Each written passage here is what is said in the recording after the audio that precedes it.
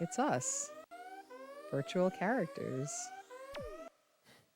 doing repetitive motions on a friendly menu screen. Welcome to Thingus. I'm like moving my little low poly hands around. What's your guy's name in Ape Escape? I think Spike. Spike, that's cute. Yeah, I think we wanted to talk a little about this, about that kind of hair in a video game character, right? Oh, what it signifies, right? It doesn't, we don't take it literally, do we? No, you're not supposed to. Cloud doesn't really have hair that looks like that. He has unkempt blonde hair that sticks out in every direction. Like Goku, right? Yeah. I mean, I would entertain the argument that Goku is supposed to have a, well, yeah, no, he's supposed to have a lot of hair. He's supposed to have a thick mane of hair. Yeah. But it just defies gravity a little bit. And in the drawing of him, game feed is dark. One moment, please. Oh yeah, so the game is actually not working that great. When I do this, it makes it worse. Oh yeah. So try not to do that. But also I can brighten it up a bit on let's see. I feel like it's loose and that's the issue. Oh, it's loose. Yeah. You're right. So I don't know if we're really gonna get too into the PlayStation stuff tonight. We'll do our If best. anything bad happens, we'll switch to something else. I hope nothing bad happens. Just don't stomp your feet in rage if you make a mistake. All right. So, yeah. Thanks for waiting, guys. I know we didn't remember to release the milk remotely, like we promised we would, when we skipped a week of Thingus. Hope everybody found a way to survive. Anyway, we had great fun at MAGFest. It was a real blast. And I have to admit, I took you to MAGFest, Joe, knowing full well that many years ago, in my comic convention days, I experienced many shows that were hell. Hell on earth. Bad places to be. Yeah, I don't like cons. I think you knew that. Yeah. Cons are stressful. They suck. The reason they suck is not for any of the reasons that MAGFest ended up being great. Cons suck because they're ridiculously expensive for what you get, which is 4 days of waiting in lines, camping like animals with no provisions. To meet some fucking famous person. To meet some egotistical piece of shit who doesn't care how uncomfortable you are, who's completely in their own world of pathetic nerd fame. You get crammed into spaces. You wait. You eat horrible food. Look, MAGFest food, I'm not going to say it was great, but it was not the indignity piled on top of indignities that eating at a bad convention is. And because usually at a convention, you're treated this way, herded like cattle, taken for everything you've got, you as an attendee or an exhibitor are not on your best behavior. You're grabby. You're distrustful. And you're not feeling charitable towards other people. I think I fixed it a little bit there. You're just not feeling, I mean, if you have, like nerd interests are obnoxious to say the least. And people expressing their love of those things is obnoxious. And when you're in a state of distress and people are being obnoxious around you, you start to think that the things they're expressing the love for are actually very stupid. And the pride in the thing they're expressing the love for is actually something that somebody should be ashamed of. Conventions make you hate being a nerd.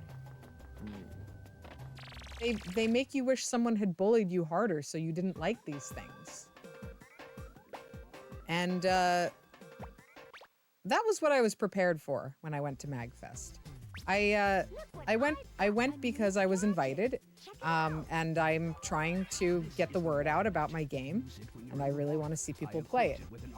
I did not expect MAGFest to not only be very fun and full of great people, but also completely unique in its approach towards the person who attends the show.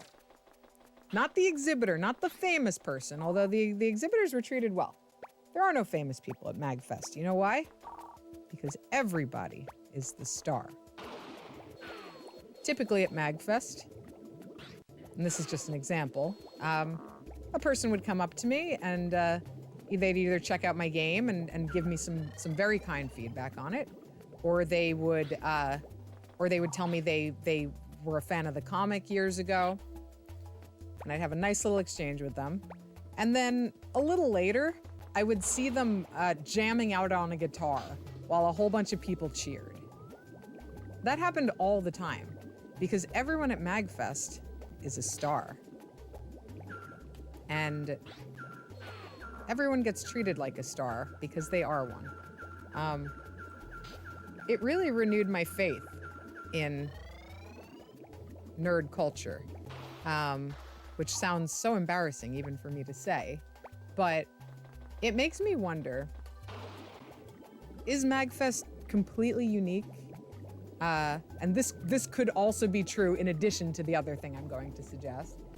Is MAGFest completely unique, or have we entered a post-era where perhaps nerd culture is receding or has receded from being the dominant culture? And maybe, just maybe, without all the money and fame swirling around it, is there a chance that we can get back to what all this was really about? What do you think? So yeah, I noticed that MAGFest was like, besides for like the line to the food, the line for the elevator, and the line for, I don't know, the bathroom, there were no lines, right? Yeah. I mean, we went online to register, and then it was just, there's no fucking lines. There's no fucking lines. There's no Hall H. The things that make you feel like you're not human at these things, that you're eating slurry, was not there. And what I'm wondering is, I mean, look, obviously people are still making the slurry, but have people lost their taste for the slurry? Has the recipe changed? Well, so the slurry was always just a poor version of what people already knew they loved. Like when you see they're making a, you know, let's say you love a superhero and they're making a movie of it. That's the slurry version of, you know, the prime cuts you remember eating as a kid in the 70s. Right. There was no attempt to capture that audience at this con. There was no bullshit movie that was like, oh, movie starring celebrity, directed by celebrity, and, you know, the character is also a celebrity, like Spider-Man and Batman are also celebrities. And they're also turning the whole thing on its head, so it's not for kids. Yeah, because I've never seen that before 30 years ago. Yeah. So it could be that, you know, the superhero thing has become diluted. People are a little sick of that now, right? But that's like, they'll do it to literally any part of nerd culture. Like the least monetizable parts, like Star Trek, will be turned into like fucking, it'll just be turned into like another blockbuster. Right. They'll find a way. But are they sort of turning their backs on that now? Or are we kind of done with big movies about nerd things? Sadly, I think no, but also like, it's nice to see there's a lot of things out there that have not yet been exploited by big business that are simply nerd hobbies, like, you know, board games. Like, it's hard to fuck that one up. Even if they turned a board game into a terrible movie, it wouldn't really ruin the board game. No, it doesn't change the experience of playing the board game. Whereas a video game could be heavily influenced by the movies that are made about it. Or it could reflect the state of the video games, like Sonic. Like Sonic. Like our good friend Sonic. Yeah, I mean, I there were a lot of unmonetizable things at at MAGFest. Homebrew games, indie arcades. You are not gonna squeeze, like, no one's gonna squeeze a penny out of that. Even the people who made them. No. It is purely for the love of it. And you know, perhaps that's why MAGFest doesn't suck, is that the corners in which people are being creative are impossible to monetize. Like, they've found them. And I'm not acting like this stuff is new. It's new to me. But I just didn't know it was possible to not only engage in these unmarketable, unfuckable little subcultures, but also to go to a massive multi-day event and find lots of people who think that's cool and with whom you could basically start a conversation with any person there.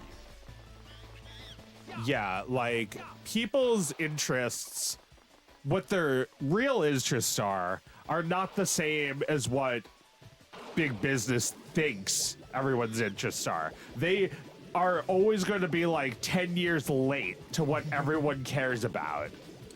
You know, I always reassured myself with that, but lately I'd become really pessimistic about the idea that while big business churns at the surface, there was any sort of underground rumblings going on.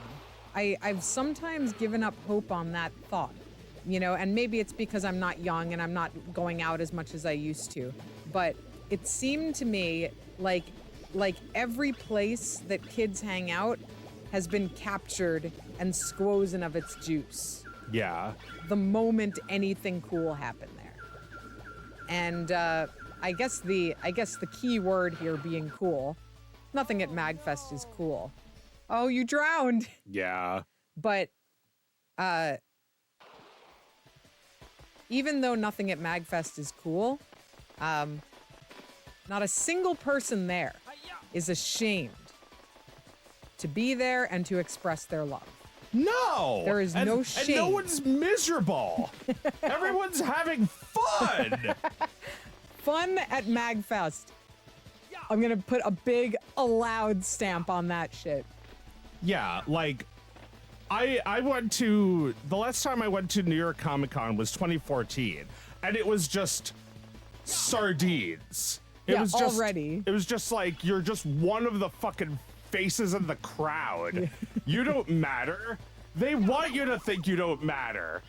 But MAGFest, you're the only thing that matters.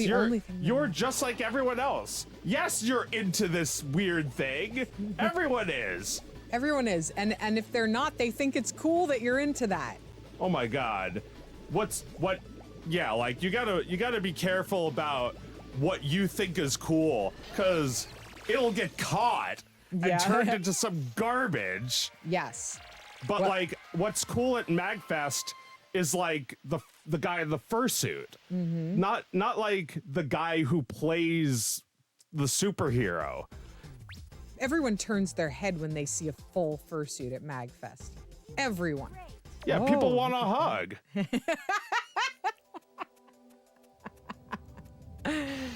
They want huggles. Yeah, like being cool is not what our culture thinks it is. Like, I mean, I don't know, like, I guess if you're the Fods and you go like, hey, that's still pretty cool, fixing something. Yes. But like, You fixed it by stomping. yeah, I mean, by hitting it. But like, what else makes something cool? The fact that it's in temporarily? That's not even cool. No, That's just those marketable. those are hangers on. No, a cool thing is not caring if anybody cares or likes or hates or whatever. Like not caring what anybody thinks about the thing you're doing, and like being assured that you're doing the thing that you're meant to be doing in that moment. Everyone at MAGFest feels that they are in the right place. They are confident in that assumption, and that rules all. Is the confidence that what we're doing here and now is meaningful to us.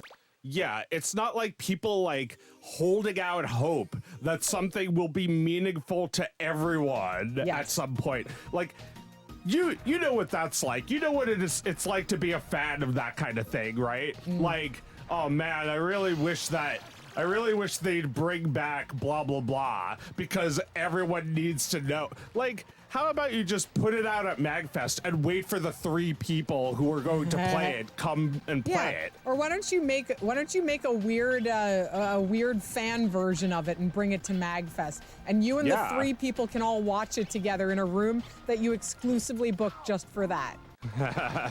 And they'll give you the room too.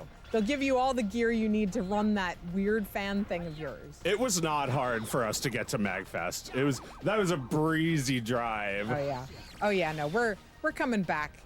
Folks, we're coming back. Maybe next year we'll do a Thingus at MAGFest. Yeah, we could have a paddle. That would be great. So all we need to do is sustain the lives of our fans for another year so that they can come to so that we can force them to get on to load up in the back of a truck and get to MAGFest together. And we'll march them in chains to our panel room and we'll entertain them. And we make them use the chains as percussion in the song. Which song is that? How does it go again? I don't remember what it's called or how it goes, but we were just listening to it.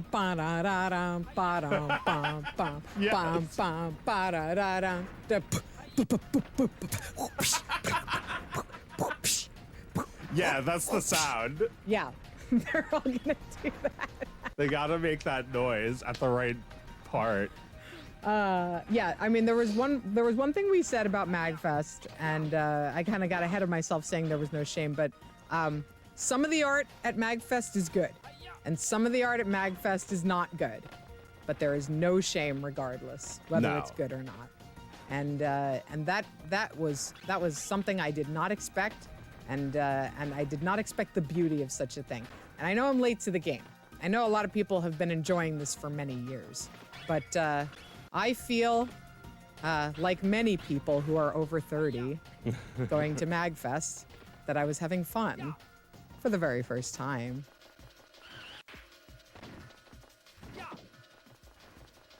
We're all having fun for the first time. We're all having fun for the first time. We're all having fun for the first time. We're all 31. 30-year-olds are having fun for the first time. It's fun for the very first time. It's fun for the very first time. 30-year-olds are getting drunk for the first time. Fucked up for the very first time. Throwing up for the very first time. They missed... Wait. Shit. They didn't grow up with the fun they need, so they have no tolerance for alcohol or weed. They missed a formative experience, but tonight they're gonna dance with some teenagers in hot pants.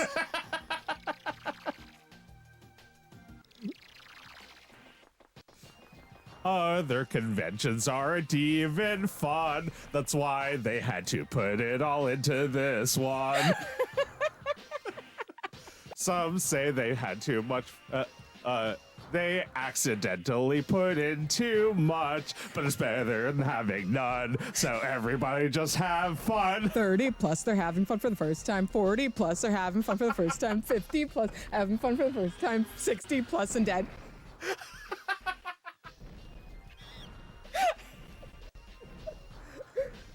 People are having fun at 35's most fun I've had in my life. They've so fun they've had in their lives. People are having fun at 36.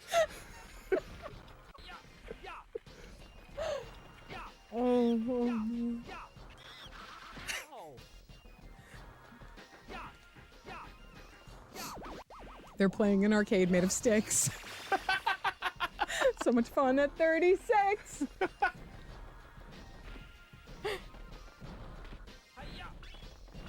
People are having fun at 37, which was something that you will be cool again when you go to heaven.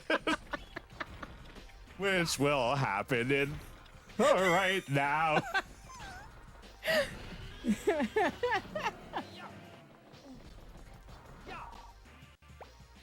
Oh my god. Because you drank too much Fireball and you're about to chuck it all. Oh! So many 35s having fun for the first time. And you know, that was the first thing I noticed about MAGFest was we showed up on Wednesday. People were already drunk. Like it was like 9 or 10 p.m. Yeah. People were already drunk. And they were shouting a lot. And running through the place shouting, right? Yeah. And at first I found that very distasteful. I was like, ugh, this shit, you know? Obnoxious. Why are you already drunk? Like, Yeah. what, did you run here and get drunk? And at first I was like, well, like, you know, this is annoying, or maybe this is sad. And then I started to think that some of these people have never had fun before today. And it's better that they have fun at some point than never have fun at all. Right. They should have fun. Let's give it to them. Yeah, let's be honest. Like, don't even go to college. Just have fun at a convention, right? I mean, anywhere. Have fun. Have fun so that you don't wake up at 30 and realize that MAGFest is your last chance. But if it is, have fun. I bless thee. Have fun at MAGFest. Dance around. Meet a cosplayer. Call her by the name of the character. Tell her you have weed. Anytime she wants to smoke, just hit you up. Here's my number and my Twitter handle. Hi, that's me DMing you. You know, have fun. Make mistakes. Cry. A lot of these people having fun for the first time probably cried around Friday. Saturday, there was some wild-eyed desperation. Wouldn't you say? Oh my god, the whole thing is a blur. Okay. I noticed the tensions rising by Saturday. That was the night I tucked in early. Yeah. The tensions were high by Saturday, when people really wanted to fuck for the first time. That part I can't help them with, but I hope they had fun. Did you miss Butch Hartman chat? No. Why don't we get to it? I feel like that's a nice fine point to put on MAGFest for now. But I'm Butch Hartman. What? Oh boy, where do we get started with Butch Hartman? All right. I'm going to tell you what I know about Butch Hartman, which isn't much. Yeah. And then you can fill in the gaps. Okay. Butch Hartman created the Fairly Odd Parents. The gayest cartoon I've ever seen in the world. Literally every episode is jam-packed with gay innuendo. Yeah. very funny cartoon that I also remember being the first cartoon for an entirely ADD generation of children. Oh yeah, kinda, yeah. Right? Okay, so that's bullet point number 1. Then I know he made a show called Danny Phantom. By then I was pretty done, so I'd never really checked that one out. But I know it has its fans. After that, I looked him up a few years ago. And did we lose our picture? No, we're still good. After that, I looked him up a few years ago, and I saw that he was trying to raise money for like a web TV kind of channel thing, which looked way too ambitious for one person. Yeah. And I didn't really understand how he was meant to do that. That is all I know about Butch Hartman, until I started to get a little whiff of something else from you and the Discord last week. Yeah. So what you got? Okay, so Butch Hartman, he started out working at Cartoon Network as far back as I know, as far back as I can remember. I know that Butch Hartman worked on Johnny Bravo back in the day, like with Seth MacFarlane. They would work together on Johnny Bravo.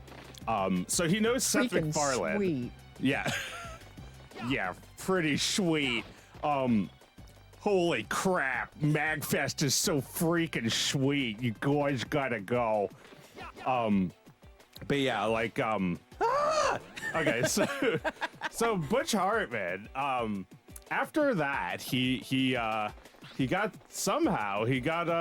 his own show at Nick, Fairly Odd Parents, which is, huge hit, like probably the second biggest show besides SpongeBob.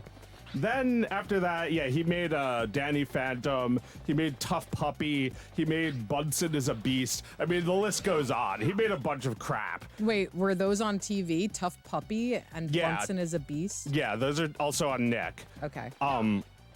So like at some point he left Nickelodeon and decided to just like become a content creator. Basically, he just like kind of like takes commissions and like, charges a couple $100 because he's Butch Hartman. That's a serious downgrade from working at Nickelodeon. Yeah. Well, maybe he also felt the same way because he was thinking about bigger things like his own streaming service, maybe. Yeah, can you go a little, can you dial it down? Like the dial is like commissions open on one side and Ted Turner on the other. Can you dial it a few degrees down below Ted Turner? The dial goes from 1 to 10 to 100. That's just how the dial works with this guy, I suppose. Mm-hmm. I mean, okay, so let's see, what else? He made a Kickstarter, right? Said it's called Oaxis Entertainment, his new streaming service. Yeah, looks way too big for one person, because it is, because it never came out, because it's basically a scam. Did any part of it ever come out? No. It was just a website. It was just a Kickstarter pitch. Okay, how much did he raise? I don't know, but too much, because all he really did was promise a bunch of animated shows by like giving us the concepts that he like made a single drawing for. Okay. So like sometime after that, it was discovered that he was secretly raising money from like his church and like promising those people that it was like some religious thing. And the Kickstarter makes no mention of that. It just says it's going to be like family entertainment. So he's like, kind of. Sorry, we have the number. Thank you, Mutant Astronaut. $270K. Okay. I mean, it's a lot for really nothing. Yeah. I don't know what that money went towards. Probably just went to his church, right? Maybe. I feel like he was also getting money from the church, so he was probably like... Double dipping. Double dipping.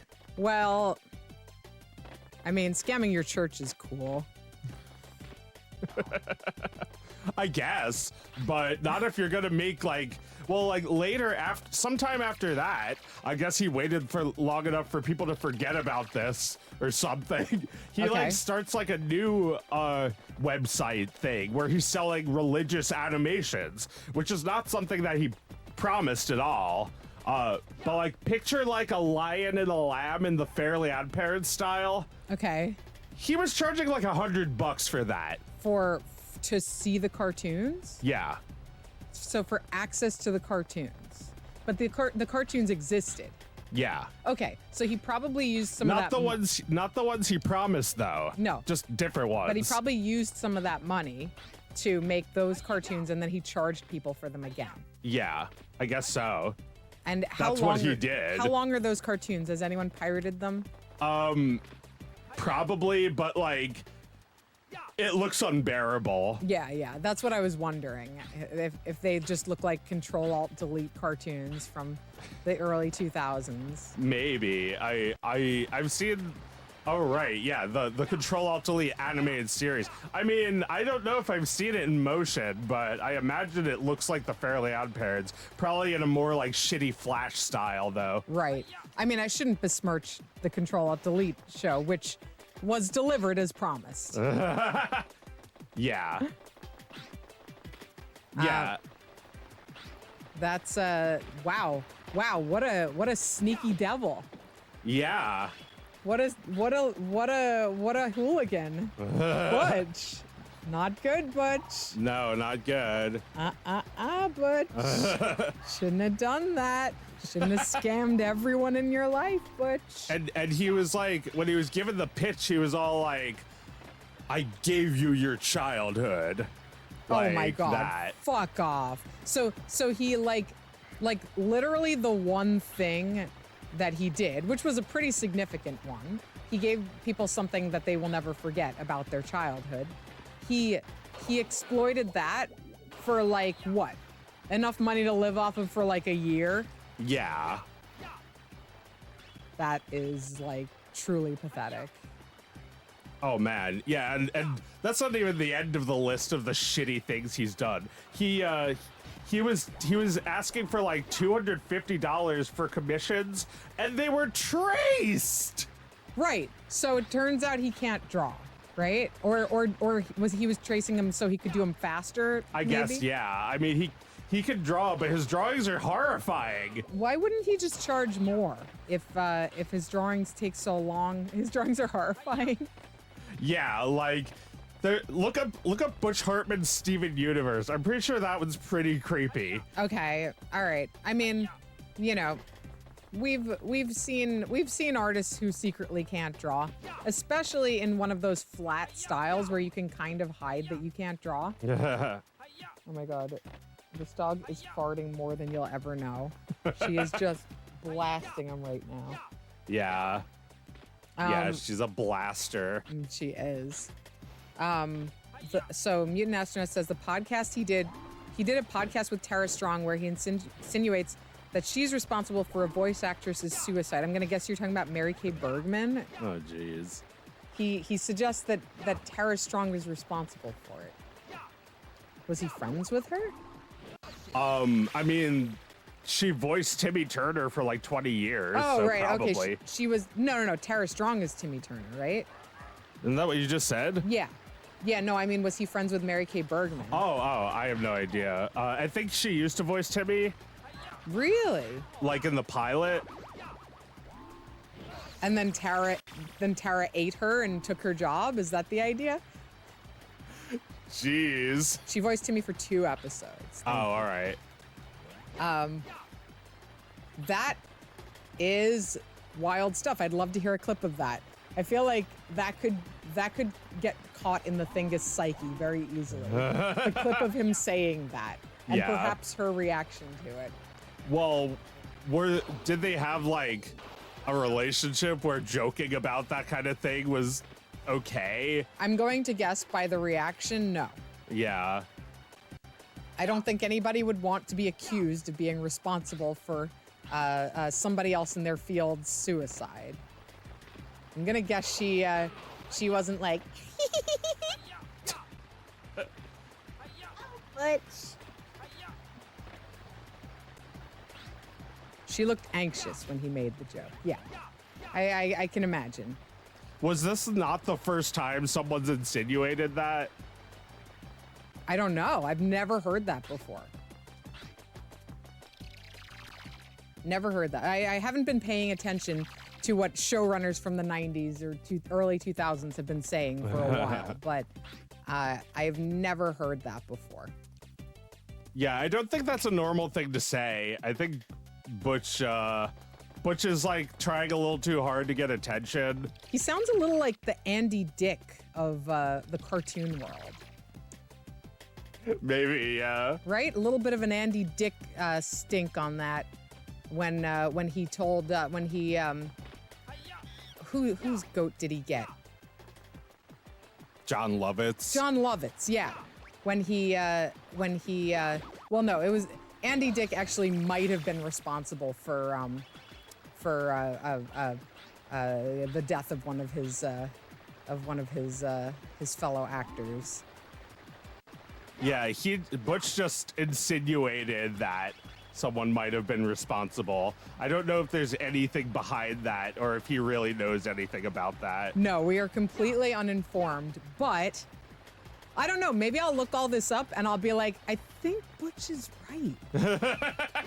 You know, that could always happen. But I feel like probably not. Butch, how did you stray so far? Okay, so the most shocking thing you told me, which you didn't tell me today, is that Butch Hartman has a wife. That can't be true. Yeah, I don't have any actual evidence of that, so. Oh, okay. All right. Maybe somebody else did. You posted in the Discord for reference. Thank you. All right, we'll get on this one for the next one. Perhaps we should move on because I feel like we've reached the end of our information here. Yeah, just generally scammy asshole, bad attitude, ready to milk dry all of the goodwill he's built up for a quick buck. Yeah. Right? For like a couple of years of sustenance and total scam. Like to just throw it all out for a small amount of money. Sad. That's no good.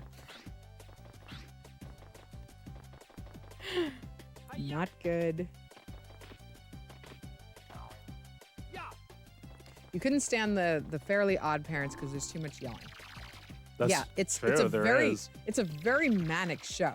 I remember, it's all one episode to me now, but I remember Cosmo getting transformed into a baby and then immediately shitting his pants.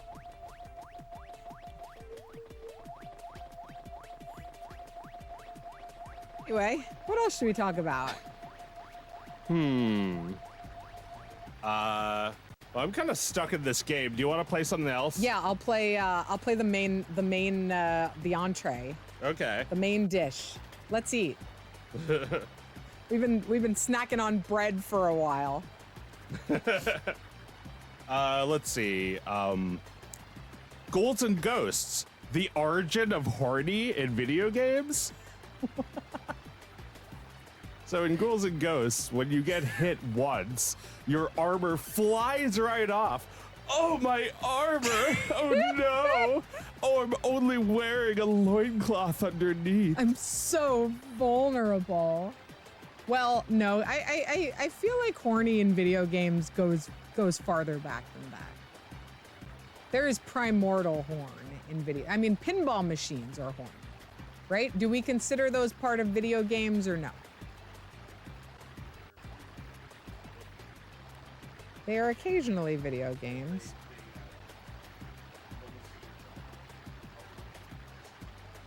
Oh yeah, totally. So yeah, I mean, lots of horny old pinball games with pictures of girls on the sides. Pinball horny is definitely part of the lineage. Thank you. Yes. X-rated Atari games. Is there such a thing? What are they called?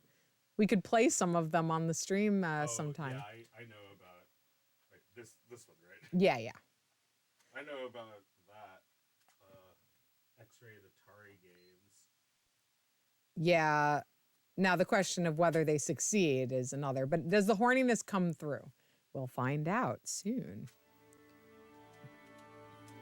Beat 'em and Eat 'em is one of the titles.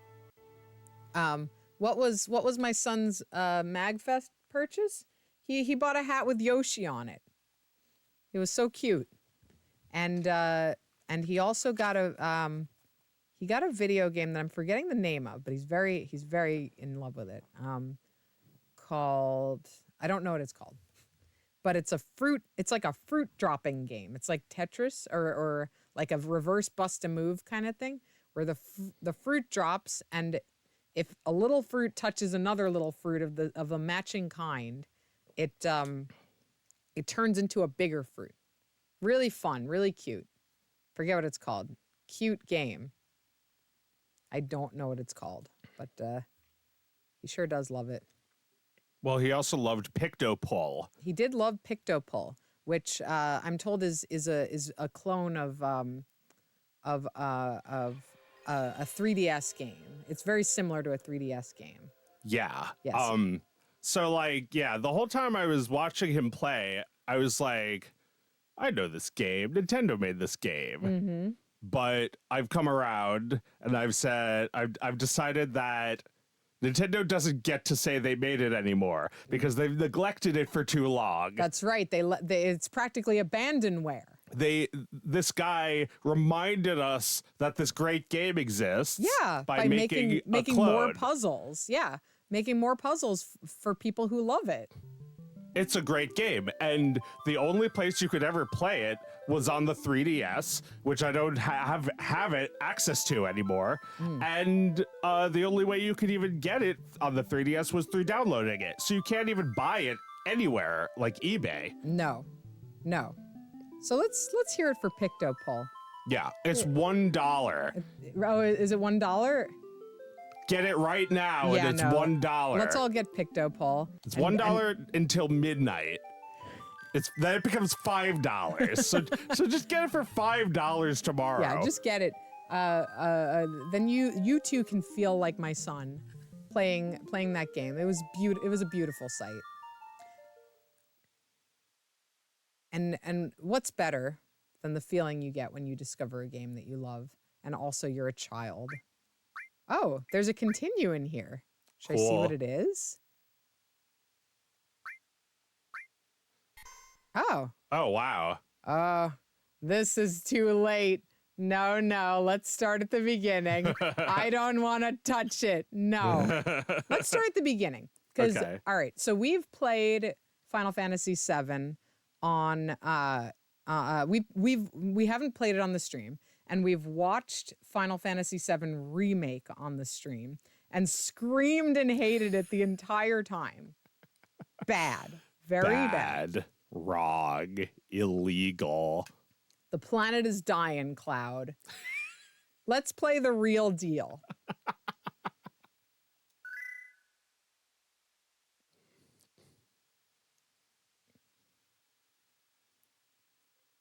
We're also watching this on a TV, very similar to the one we would have played it on for the very first time. That's true. We haven't seen this game the way it's supposed to be seen since it came out. That's true. It's even Well, this is skipping. boring. Where's the HD?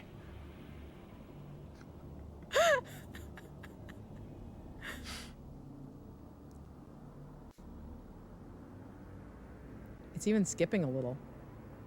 Oh, wow. Yeah, I guess those discs are a little scratched up on the back. Like you're looking up, and I'm realizing now, like, this isn't stars. You're looking up at the bottom of the plate of Midgar. Like she's not, there's no sky for her to look at.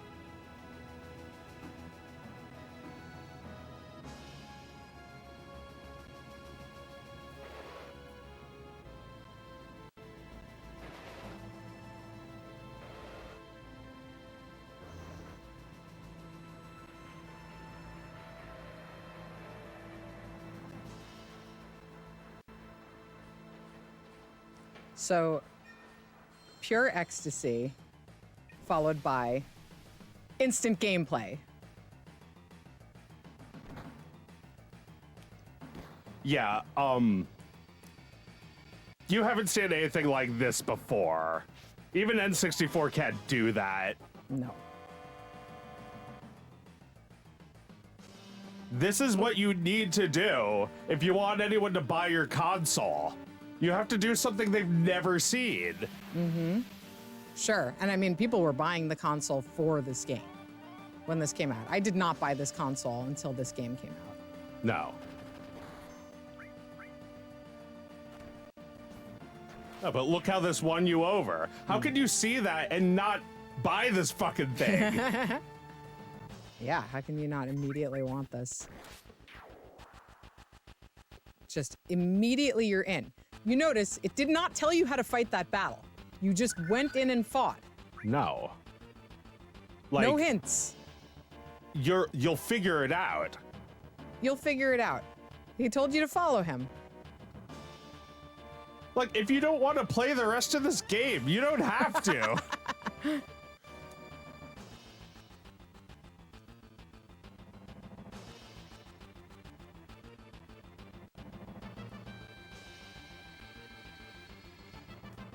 Good girl mode.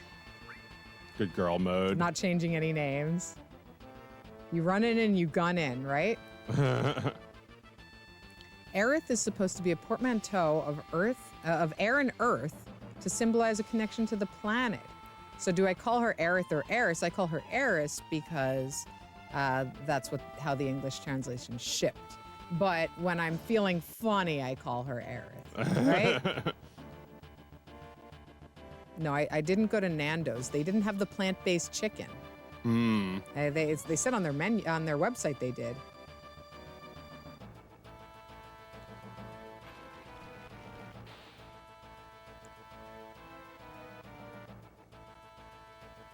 Don't trust ya. You're Barrett. All right, so he gives you a little hint there. This shit.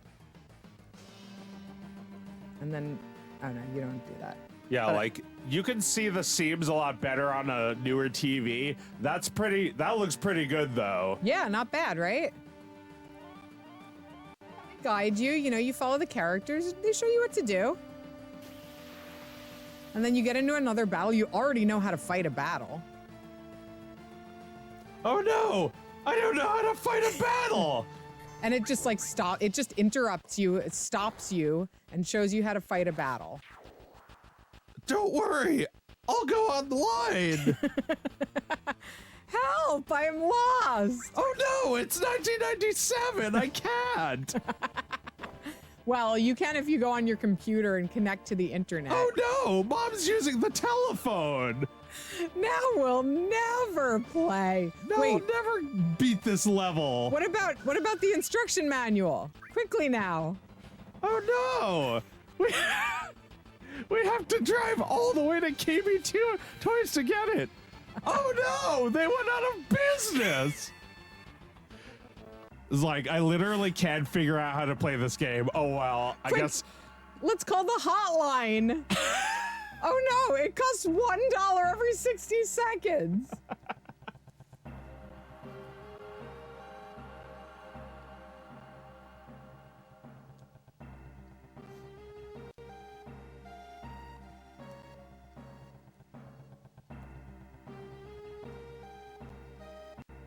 All right, and then Barrett joins your party. No explanation of what a party is. Figure it out. They don't even tell you how to get to the menu and look at your party. Try it. See what happens when you press a button. Nothing will go wrong. It's a game. Yeah, guys, be curious. Be curious. No, not when a game is like. Not when a game is made like it's like Final Fantasy VII Remake is made. Because it's like, how do I even describe it? It's like, you know how it goes, right? Mm-hmm. So your expectations are already through the roof for something really specific. Your expectations are for this game. Yeah. Just play this game. Just play this game. There's no, you don't have to play another game. You can just play this. It's just like, make it. Do they have HD versions of this? Oh, here, let's sit on this for a minute. they do, but why would you want to play that when you could have this with the fucking pixels? Well, yeah, but I don't want to see their faces that well. I like how crundified they are. Yeah, look how crundified they are. Well, yeah. Don't improve the font. I like it like that. The fonts, well, yeah, what are they going to... And don't fuck with the translation. Just leave it as shitty as it ever was. Yeah, no, this is better than anything was up until this point. Leave it. This guy are sick. Leave it alone. Yeah, it's a CD. You can't edit it. This guy are sick forever. That's right. This is a CD. A black CD. Yeah. A weird CD that I could just like take out and show you while the game is going. That's right, you can. Did we enjoy the snow? So we didn't play in the snow during the show. I'll admit I was really happy to be inside, but I enjoyed the snow before we got there. My son was waiting 2 years for it to snow. Oh, Barry. So funny. He just like slowly walks back into your party. Yeah.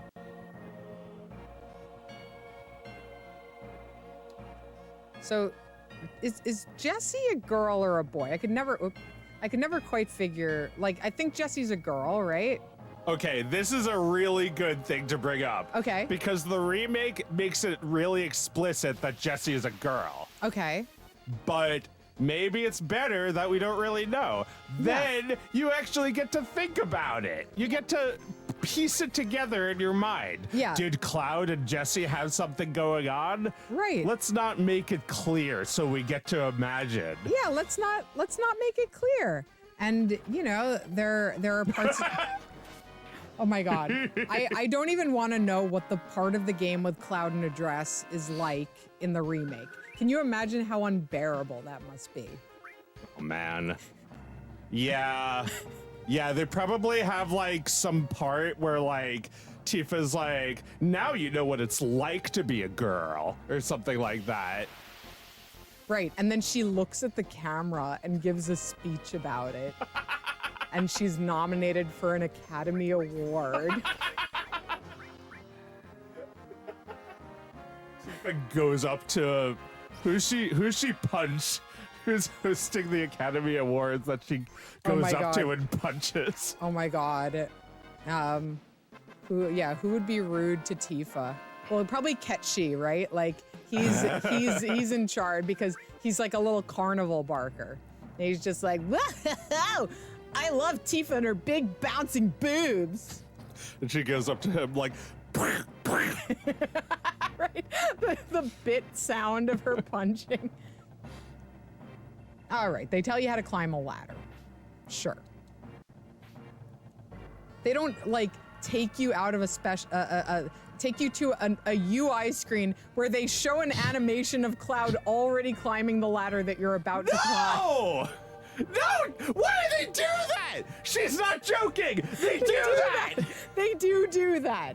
They absolutely do. Just in every turn, take away your ability to think for yourself. Or have any fun exploring.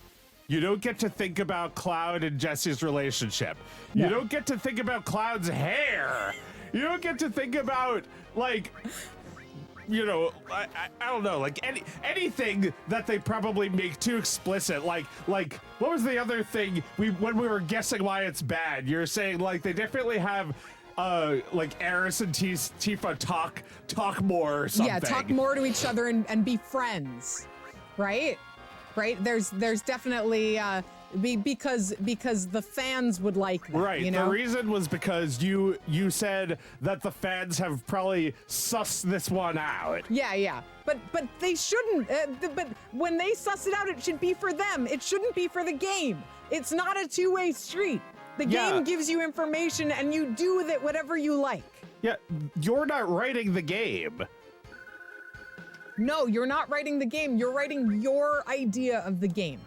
Which is fine. You. Yeah, that's for you. They should allow you to do that. Don't take that away from the players. Right, you're not allowed to interpret anything. Like, oh yeah, I wanted to bring this up. That might be a good time to talk about it. Okay. So Toby Fox, right? Okay. He got a message from a voice actor who said, I'm a voice actor, and I want to get together with a bunch of other professional voice actors to do like a run of Undertale with all the voices. Would you like that or not? Mm-hmm. And he was like, I don't want to tell you what to do, but I'm not a fan of professional voice actors voicing my characters, because then people get it in their heads that that's the official voice. Right. And I don't want to take away people's ability to interpret how the voice might sound for themselves. Right. Right. It's like when you read a book, you get to imagine what the characters sound like and look like and what the world looks like, and the book offers you vivid descriptions that you are welcome to take in your own way. Like there's ambiguity in every line. Even the clearest book allows you to imagine things the way you'd like to imagine them. Yeah. And a video game is giving you a story, and it's also giving you an experience. And you can take all the ambiguity of that and fill it in and make your own experiences. Yeah.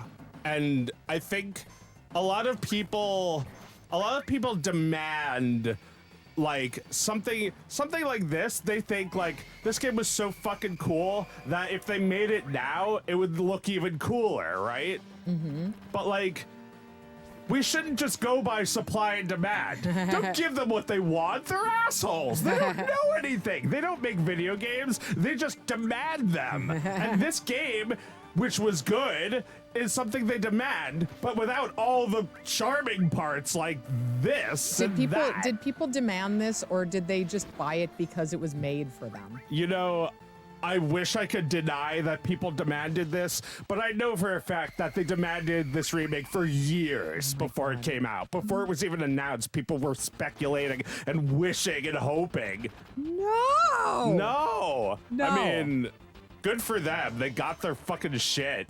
But like, to me, it's just like paved over this game. It makes it so they're like, no, don't look at that. Look at this. Right. Well, it's yeah, a TD it's bank, like... not a Pizza Hut anymore. Just go to the bank. Same thing. You know, like it would be one thing if this was like a different form, like a different form of Final Fantasy VII. You know, like a movie or a TV series or something like that. The fact that they made another game, it's like if they wrote Lord of the Rings again. Well, they did, didn't they? They wrote another Lord of the Rings? Didn't they make a terrible Amazon show that cost like billions of dollars? Well, yeah, but that's a TV show. I'm just gonna die. Well, yeah, like, they're not going to try and make another Lord of the Rings trilogy. I think I'm going to die. Oh no, I died! Good thing I saved. Game over. Well, he just said not to attack while the tail is up, and you did. I wasn't paying attention. All right, I'm gonna do better next time, guys. I'd like to explore this image for a moment. So, it's canister film. What is being filmed here? It's the cutscene from the opening, isn't it? Right. It looks like someone ripped it with their teeth. Like, what the hell? Well, what are we meant? How are we meant to interpret this? Is this a security footage of Midgar? I mean, I'm imagining it like in Beautiful Joe. Do you remember that at all? When you die, the director is like, cut. Oh yeah. Because the whole thing is a movie. The whole thing's a movie. So Jeffo up in the chat says, this game should let you explore what happens if you attack when the tail is up. Well, I think we just did. Yeah, because you just completely ignored the dialogue. I completely ignored the dialogue. That's what you should do. They should have given me a tutorial. Then I would have been ready, and I wouldn't be wasting my time. Yeah. This is a quality of life issue. How am I going to get through this game? that I wished and prayed for 20 years. For 20 years. All right, let's do this once again.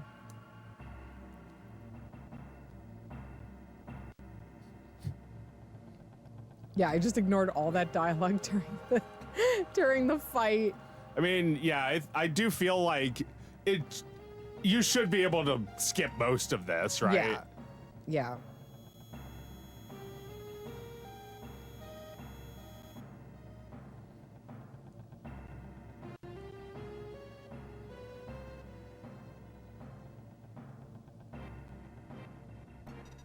I love this little sound of like working on a computer, working on a rig.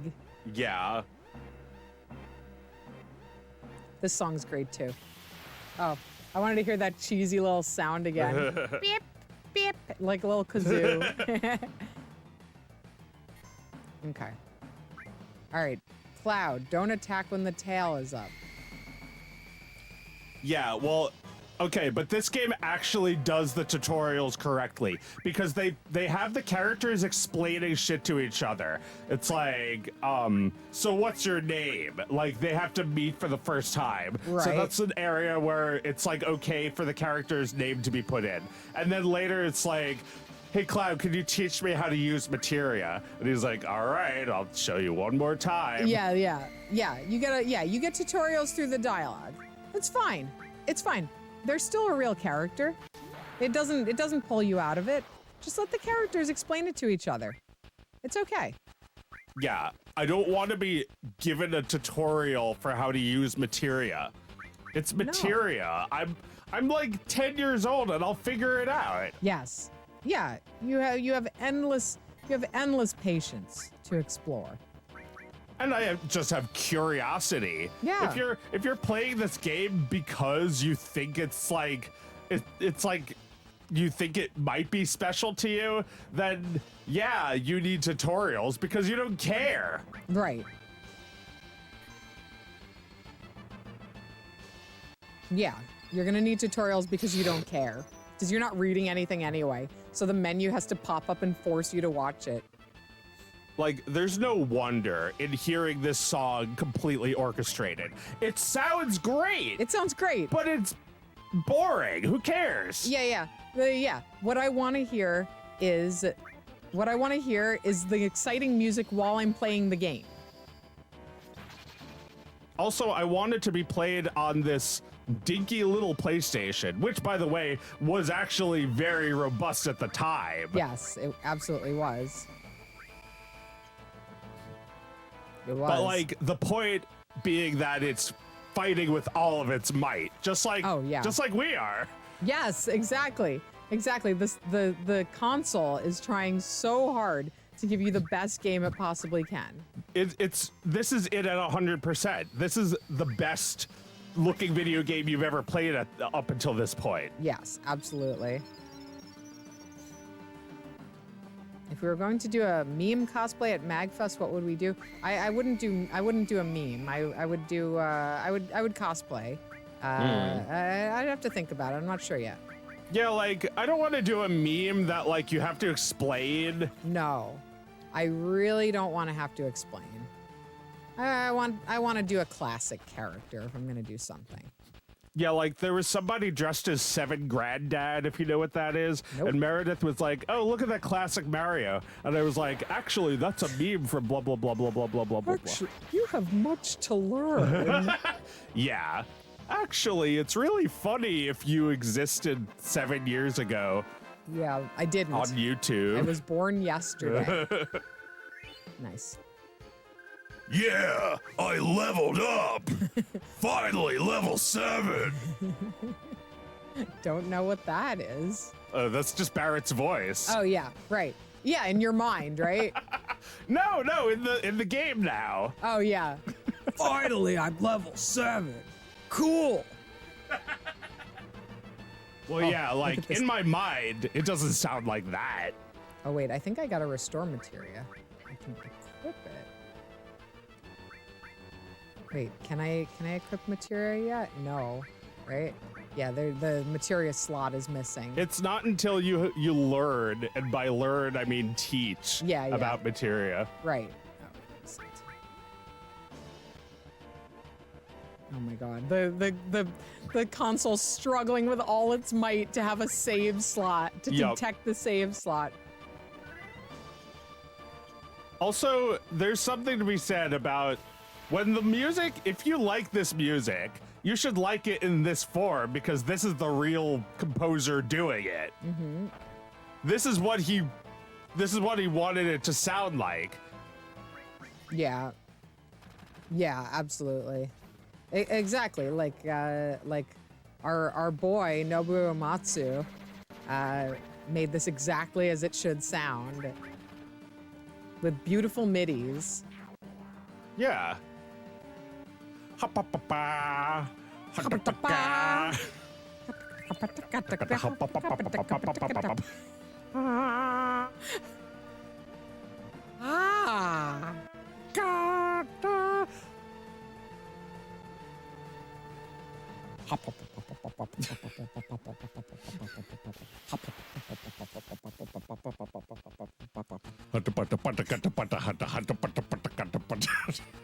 And so on. Etc. Like, I want to leave trying to make things cool again in 2023. Yes. Yeah, let's not and say we did. This game is cool because it's not cool anymore. No, it's just a good game. It's not going to get anyone to buy a console. And that's the problem for Squaresoft. Right. For a company trying to continuously make profit and grow forever, yes, this is a bad investment to try and tell people about this version of this game. Couldn't they just make an HD version of this? Yeah, but I don't want to play that. Okay, you'll never be satisfied. They can never sell. Which way did I go? Okay. They can never sell a game to you, right? Well, they obviously could. All they'd have to do is just sell it like this with the resolution that this game had, because that's how it looked and how it's supposed to look. So not sell the game, just let you use your old game that you bought. Yeah, like let me just like buy it for $10 on PlayStation. Yeah, but they won't get that money. Exactly. That's the problem for them, that they aren't going to get that money. Yeah. Unless you buy it on Steam, I guess. But that's HD. I don't even know if you can make it low res. Wait, is there an HD version on Steam? I think so. Okay. Yeah, I mean, look, I like this too, but I can understand making an HD version. Like I played a little of like the HD remaster of Final Fantasy X, and it looks good. You know, the console's not struggling to do those mocap drawings. They're not trembling. I want this journey to have a lot of laughter. Yeah, like you know what we're talking about. Like in Zelda, the NPCs are like, "I just got kicked out of the castle," and then like, and he's just like. But then like in games with that's like keyframe animation, but then like in games with mocap, it's like, we're gonna find who took our cocaine and we're gonna kill him. I'm getting back into this, right? Yeah. It's letting me. I gotta get out of here. Holy crap. I hope Jesse's okay. I don't think Biggs and Wedge are gonna survive this one. I think they're freaking doomed. Is there something going on with Cloud and Jesse? I just wish they'd been a little more clear about this. It's, you know, me and a buddy online, we're having a fight about this right now. So as the creator, composer, whatever, as the composer, can you clear up this fan theory? Thanks. This fam theory. Famdom. I talked about this with my family, and we disagreed while in the panic room and drowning.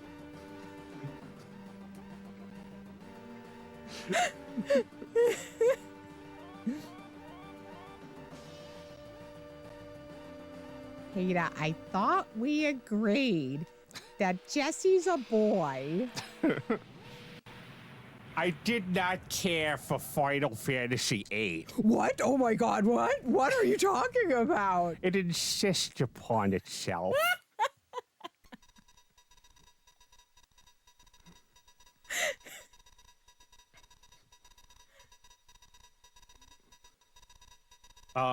But yeah, this game, it's withered. That's the issue. But that's always been Nintendo's strategy to make it withered right off the bat on purpose. So like when you see something like the Game Boy and you're like, well, it doesn't even have color. They meant to do that. Right. They always make the graphics shittier than they could have. Yeah. Right? Well, yeah, like, we talked about this in a previous Thingus, that Nintendo games did not have the best graphics, but they had some of the best art, so it looked like they had better graphics. Right. They didn't need to have good graphics. They kind of looked like indie games with bad graphics, but good art look now. And like something like this game was also very cleverly using the PlayStation's capabilities, because like the PlayStation could do full motion videos like this, and you know, like I think they were probably trying to sell it as like a media player, but like for this, it was a really good way of combining these two functions into a game. Yeah, I mean, a lot of these backgrounds are mostly 2D backgrounds, and then they play cutscenes. Nothing. Hey, listen. You're already hitting on her.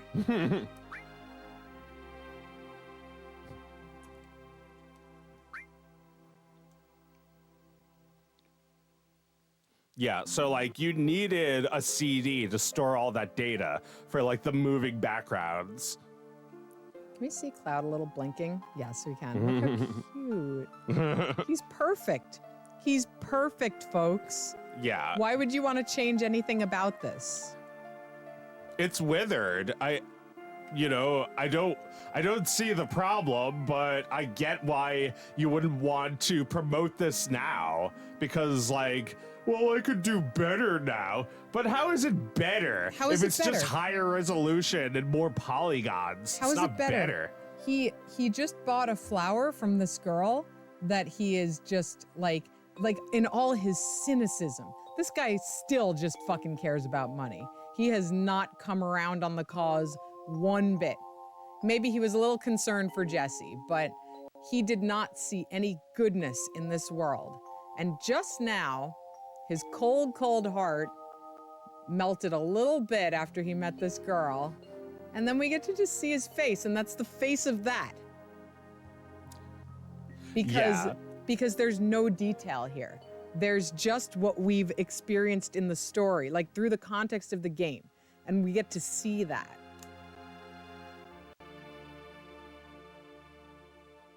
Look at all these beautiful little details.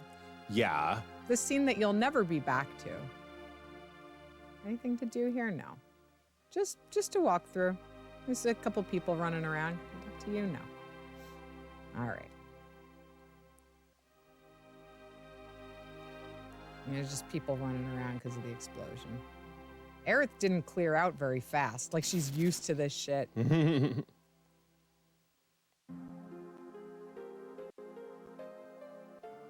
Avalanche wrote that insane-sounding graffiti. Guys, can you write a little better graffiti just so the people can get on your side? Oh, this is beautiful. Look at the foreground. All right. So this is actual cinematography. In a fully 3D game, not so easy to do, right? But yeah, you're right. You know? They can put the camera wherever they want in this. Mm-hmm. But like, if the camera's following you around, what are you seeing that the director intended for you to see? I mean, the director would have had to have intended for you to see every angle of everything, because that's like, they can't control what you see. I think I'm gonna have to fight them anyway. Later. Oh, right, I know what I do here. It's cool.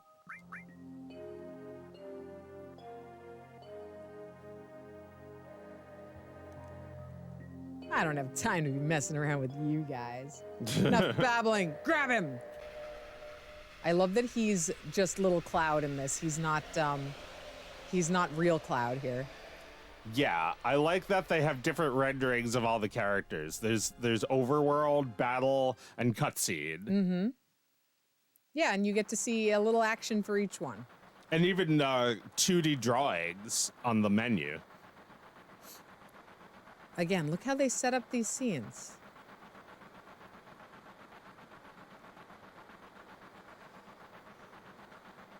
Barrett with his little arms crossed.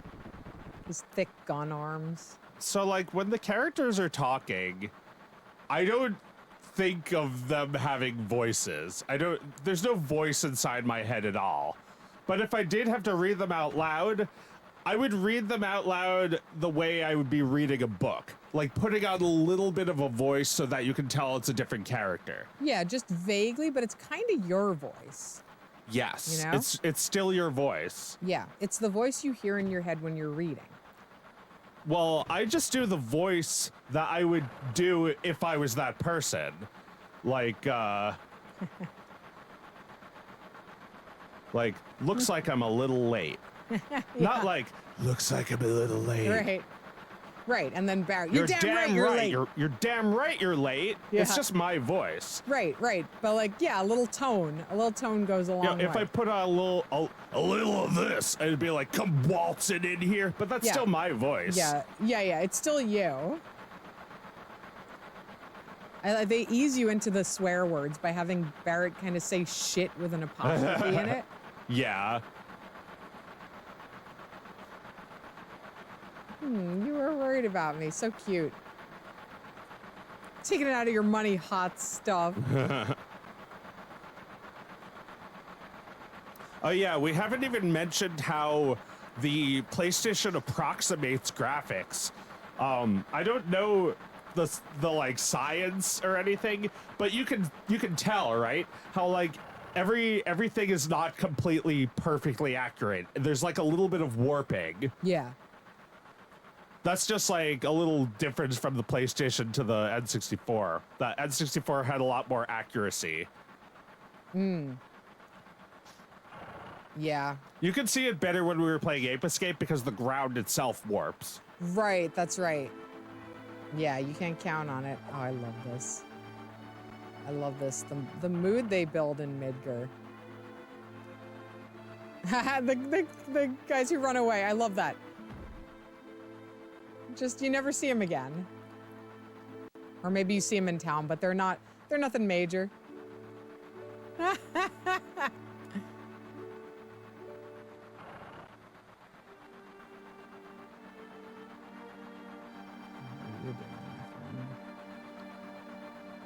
Yeah, also, like, I feel like maybe people don't realize this is a style because they had to make it like this, but it's a style. Oh, yeah.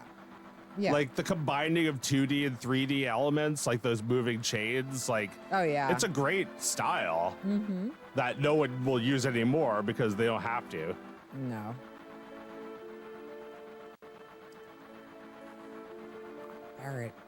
Barrett's so grouchy. He's so concerned for the planet. I guess I'm too stinky to go in the main car. Can I talk to... I don't think this guy's gonna survive. Cloud, you'd be grouchy too if you were a black crippled terrorist with a terrible voice. And Cloud's like, wow, that really makes me think.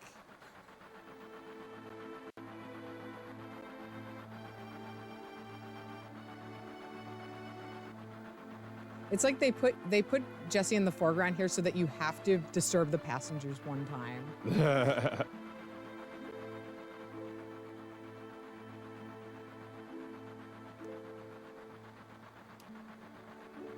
Oh, they're looking at a screen together. Yeah, right? Do you think there's something going on there? I like to think so. I mean, this has all the makings of a great romance. You want to come look at this with me, Cloud? I love this little 3D model of the little matrix model of Whisper. Cloud, do you think I'm cute? Are you a boy or a girl? Cloud, answer the question.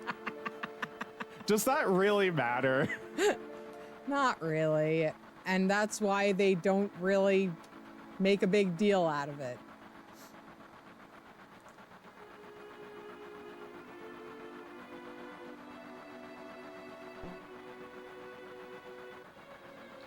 Oh, I love this. Oh. Yeah, did you find yourself making that noise a lot? Oh, Yeah. like when you see like an old computer. Yeah, an old computer creating beautiful images. Mm-hmm. Yeah, for those who don't know, they were going to make the Nintendo PlayStation originally. That's Nintendo was going to work with Sony on this console back before the N64 happened. Mm-hmm. But instead, they decided to work with Philips and make the CDI, which was awful. A failure. And they made terrible licensed games for it. Meanwhile, Square, having severed their ties with Nintendo, went to Sony and made the PlayStation with them. Well, you know, struck a deal with them while the Sony made the PlayStation that they had developed for you them. were right the first time. They made the PlayStation. I mean, as far as I'm concerned, yes. Like, if you think about every console you've ever owned, there's a reason you have that, isn't there? Oh, yeah. Oh, yeah. Absolutely. Sometimes that reason is just one thing, just one game you had to have.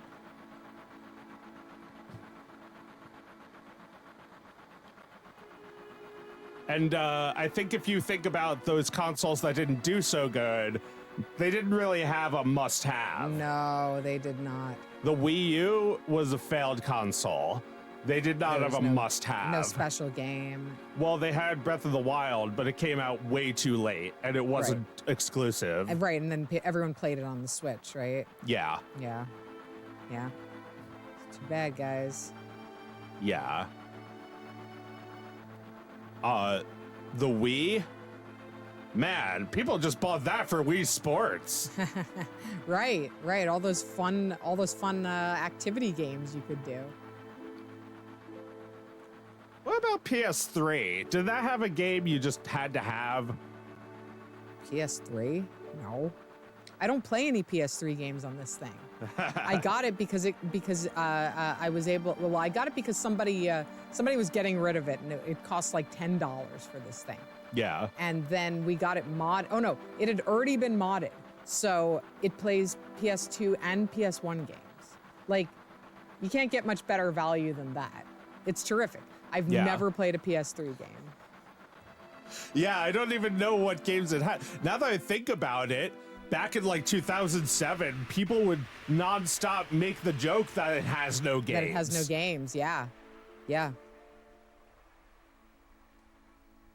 What's the signature PlayStation 2 games? I mean, for me, it was Final Fantasy X. Katamari Damacy. For me, it was DDR. That's all I owned. Oh, yeah. DDR is a big deal. But DDR was also on PS1. I love how each character has a different style of jumping off the train. So sweet. Right, DDR was on PlayStation 1, but the games got better and more sophisticated. Yeah. The Wii was also the era of Guitar Hero and Rock Band. For me. And PS2, right? There was Rock Band on PS2? I think so. Yeah, I think so.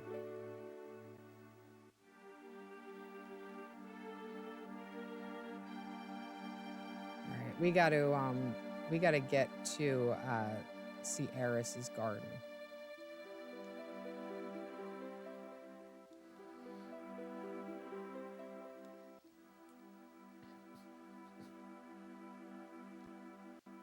Huh.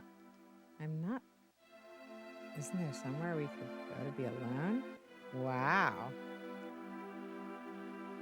Yeah, like, you're not gonna get a console for Final Fantasy 11. You're not gonna get a PlayStation for one of the online Final Fantasies. No. You can do that on your computer. Oh man, there's so many little twitchy little junkies in Midgar. Like guys just in a corner somewhere. Oh no. Just trembling with bugs crawling all over their bodies. Let's take a look at some of them. This guy doesn't look well.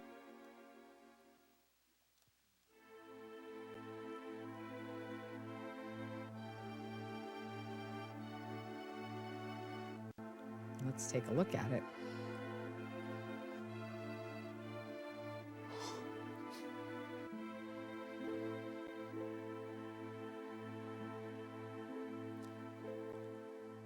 Just like this disgusting shit right in their backyard.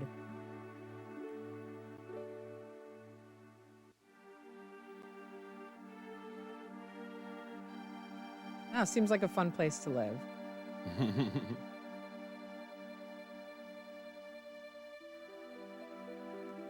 Sorry guys, I'm not paying close attention to the chat tonight.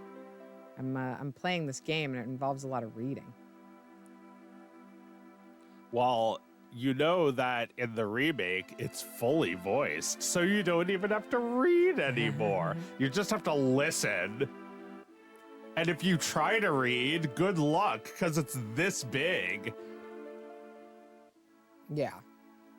Yeah, good luck reading the UI on a new game. Oh. Yeah, like the like Dark Souls games are hard to read. Barrett just shot up that bar to get all the hooligans out.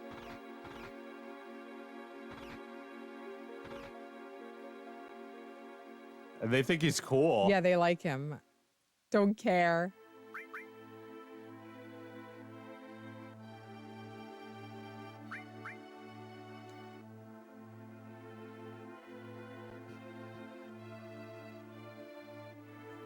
Billion gil worth of damage.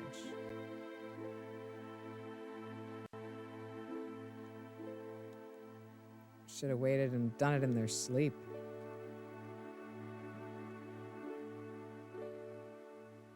All right, we're gonna meet Tifa first.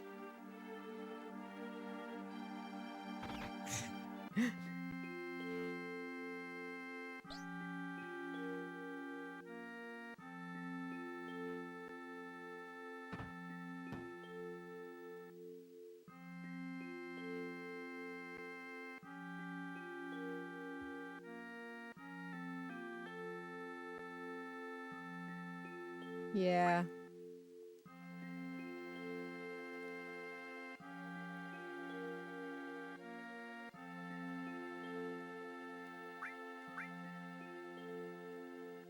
I love Tifa. I didn't always. No teen girl should love Tifa more than Eris. But in time, you come to realize that Eris represents something, but she's not this thing that you've always had that will always be part of you that eventually you'll go back to. She's not that. She's not home. That's true. It's like, sometimes I wonder about who I'll end up with one day, and what if it's someone I've always known? It's not the sort of thing you can predict, and there is certainly no destiny involved, and that Cloud comes back to Tifa is an admission that he's still who he is, and being a soldier didn't destroy him. There's still a part of him left, and she knows that about him.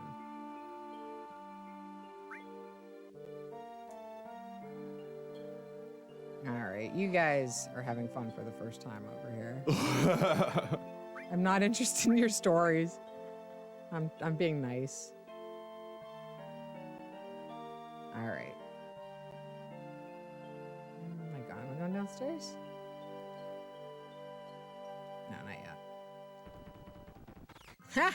That little Joey's just sitting on the table. But Meredith, how did you figure out that you needed to go through that door to advance the story? I ran out of things to do in here. Like, you must have remembered that from like 20 years ago, right? Probably. It could be. I mean, there's only so many things you can do in here. Oh, I see. So you didn't remember. You just ran around and figured it out. I just ran around and figured it out. Oh, that's so cute how they all just jump in. Down to the hangout space. Well, now I know I can go down here. The game tells you. Well, yeah, maybe that's part of it. That, like, when the game gives you not too many things to do, then you can actually run around and figure it out. Right.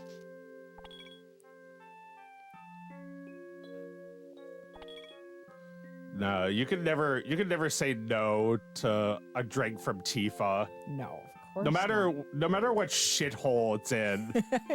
Yeah, you can't refuse her hospitality.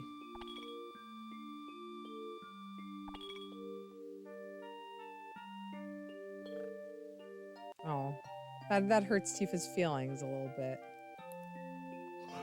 Yeah, but you got to do a little of that, right? You got to keep her on her toes. Well, yeah, because Cloud always leaves. Anything else? All right. It tells you what to do.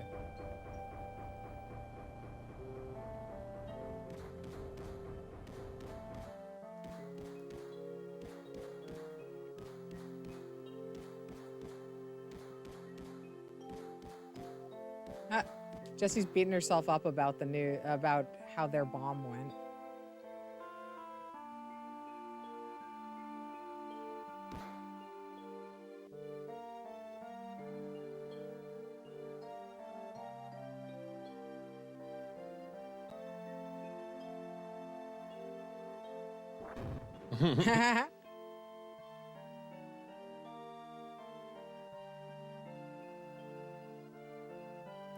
I do remember there being 0 laughs in Final Fantasy Remake.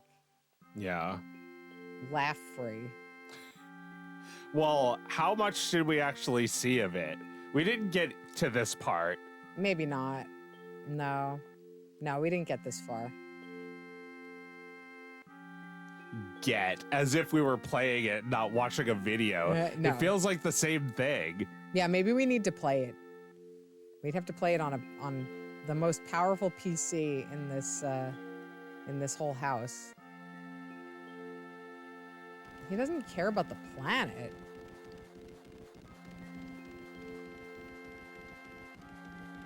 Right. He deserves this. Oh, Barrett's punching so hard. He's so mad. All right.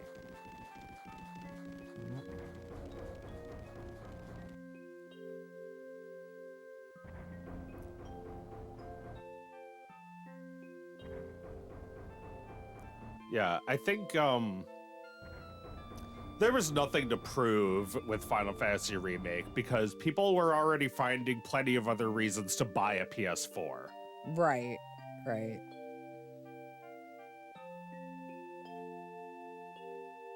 Wait, did Final Fantasy Remake come out on PS4? I think so, yeah. PS5 has only been out like a couple of years, right? Oh, okay. Yeah, it wasn't like a launch title for PS5, was it? I do not know. I think it was a PS4 game. I don't think PS5's been around long enough.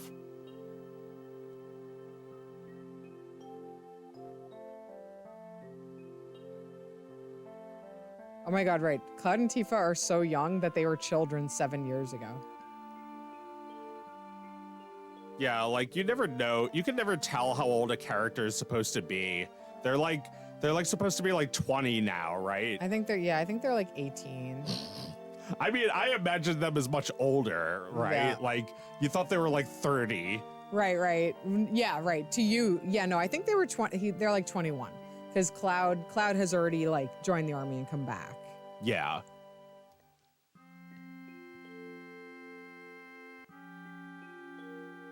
Cute. He's a little boy. She's wearing a little dress.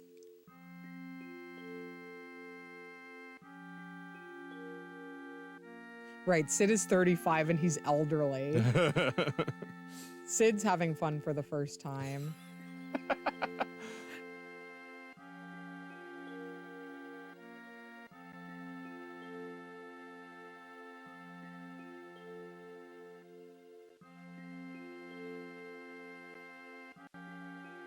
His little ponytail.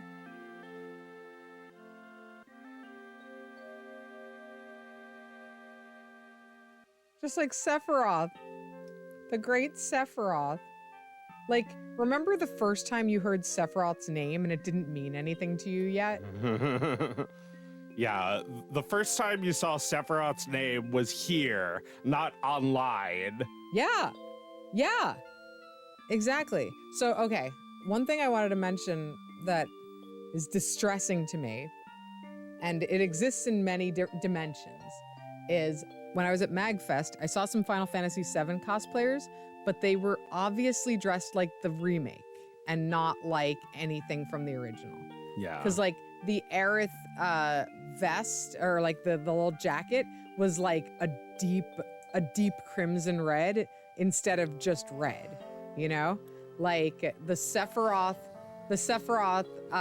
armor was so detailed, you know? Like, yeah. Like so much texture on it.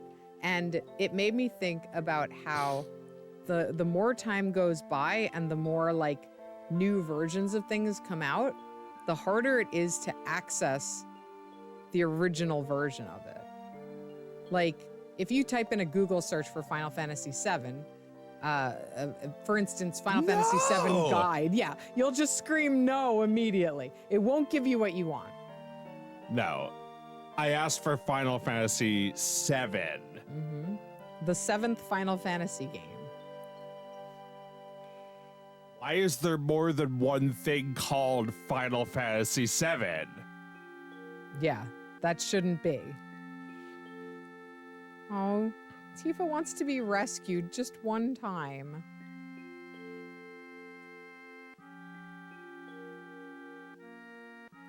Why do you always have to fucking ask to be rescued?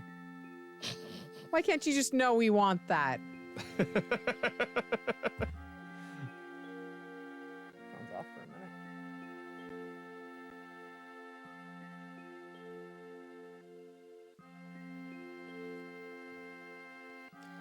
Like, if they released Windows 95 now, that would just be confusing.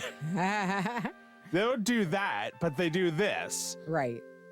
Right, because number 7 is our only way to identify this. They didn't give it a subtitle.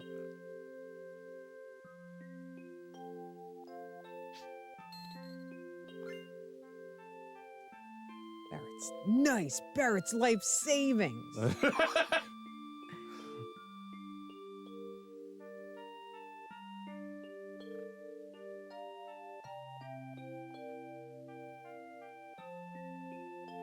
Oh my God, he's stealing his child's school tuition.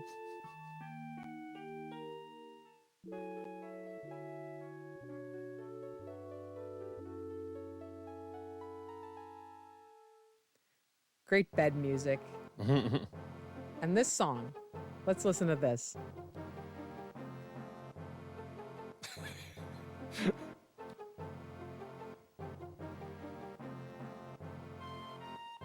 Cloud just wakes up in a metal corner of a room. He slept here. Yeah, he slept great. I love that this is Avalanche headquarters. All their plans are here. If anybody found this, they'd be in deep shit.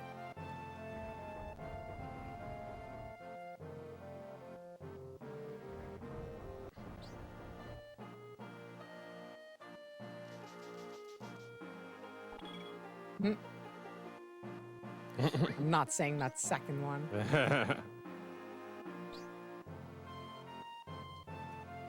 Oh, Tifa's coming. Right, I gotta do another mission before Cloud gets stranded and finds Aerith. Here we go. Here's the materia tutorial. You wouldn't understand. Yeah, you could also skip the tutorial if you don't feel like it. Yep. Yeah, and you know what? The tutorial's really fast too. Look how little text there is.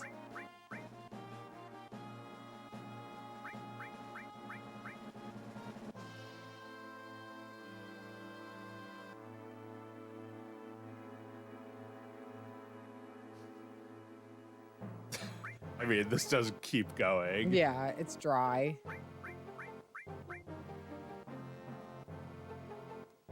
But yeah, like this might be something you need a tutorial for, not fighting in a battle, though. No, because this is a new feature.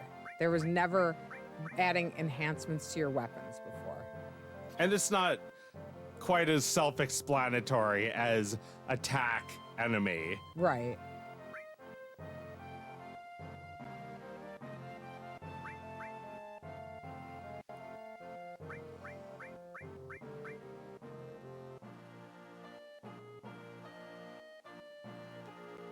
And you're done.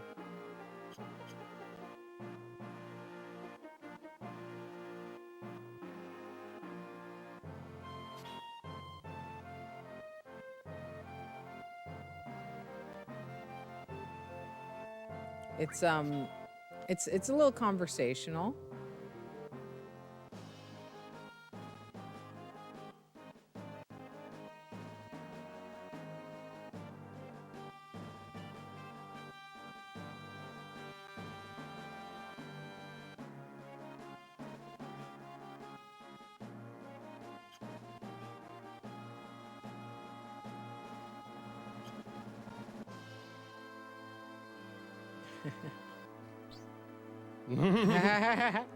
Never mind. Never mind.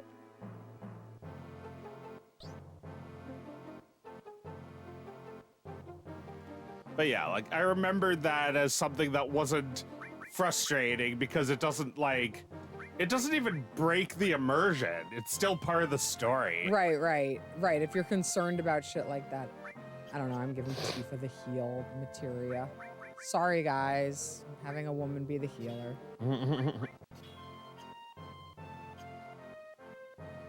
Marlene is shaking up drinks. How old is she supposed to be? 5? That show Old Enough. Old Enough. Yeah.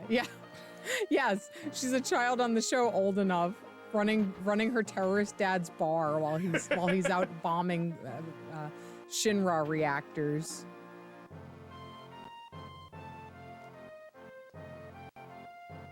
Oh, there's just like a missing kid's bedroom. Can I go upstairs? I thought I could. No. Look at this little puppet in the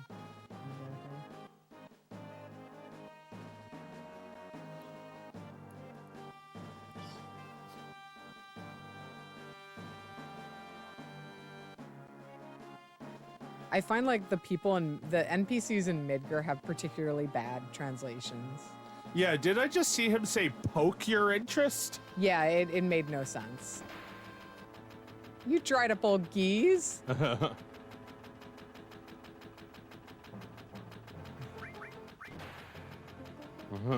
I think there might be a save up there.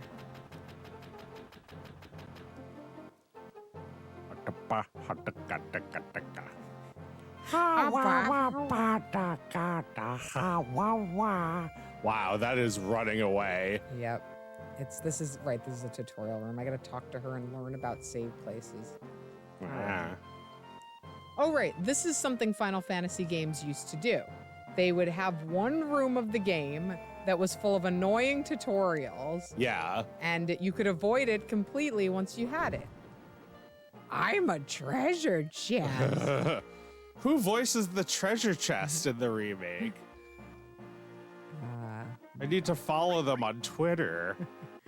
All right, do we want to play something else? Yeah. All right, want to do a little Katamari? Sure. All right.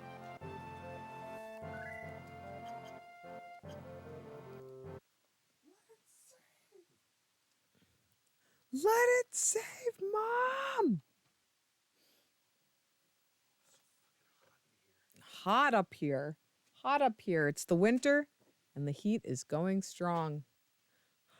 Oh my God. Wow. Well, I just got completely absorbed in Final Fantasy VII for, what was that, an hour? How long were we playing just now? A lot. Yeah. It doesn't have a tray. It just comes out.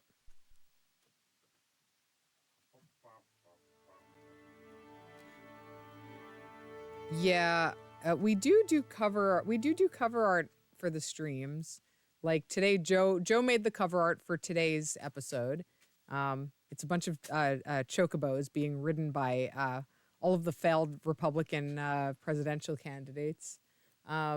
We always forget to pop them into the thumbnails and such, but we do make them most weeks. Oh, getting a little flicker there. Stomp. Here. Hey, nope. Let me see. It's I think it's the connection on the over there. Oh isn't yeah. it? All right. Let me see. Look, I'm just like moving my feet. I'm not even stomping. Let me see what I can. Oh. Oh no. All right. Let me see.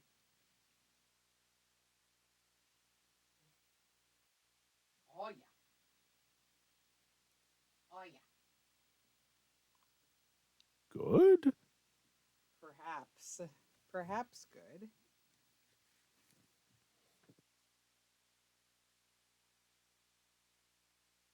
Oh yeah.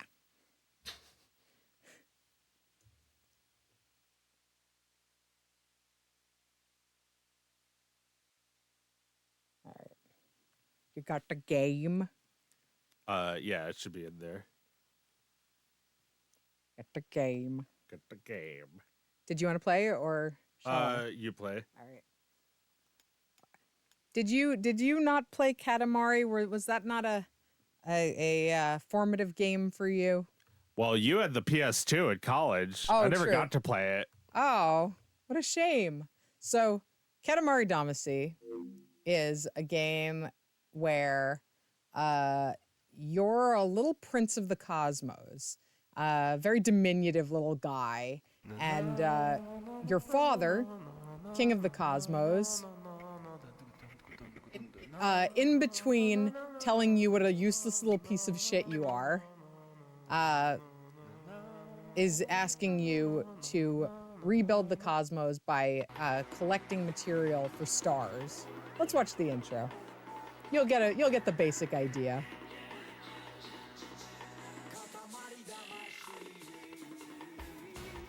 I mean, I was aware of this game because you were such a big fan of it. It's really undeniable.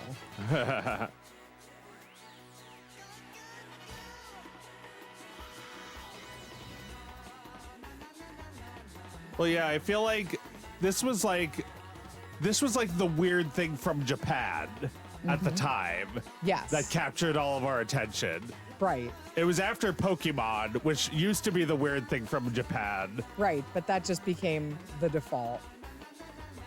This shit never broke through quite like Pokemon, but it has a dedicated fan base. Beautiful. All right, let's get to it. This game has a little more tutorial than I would like. But let's see if we can speed through. So yeah, your father tells you what a loser you are. Let me see if I've got any saves on this actually. All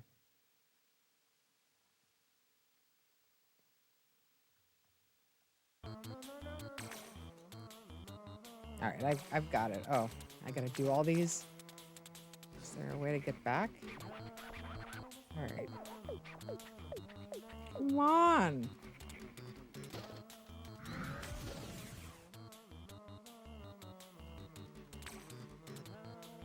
Well, yeah, this game doesn't know if you've played it recently or not. No. So I think it's right to be making you do this. Right.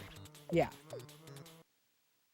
Let me see if I can load the game. I might have a save on here. Which would mean I have more places I can roll. All right. This is just the tutorial level, but it's fine. Let's get right to it.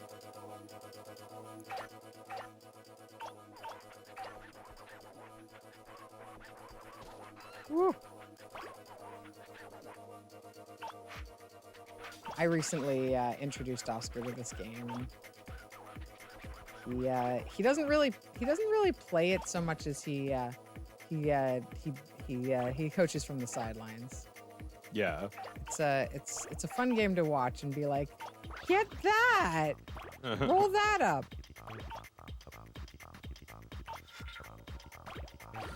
So as you grow, you become able to pick up new things.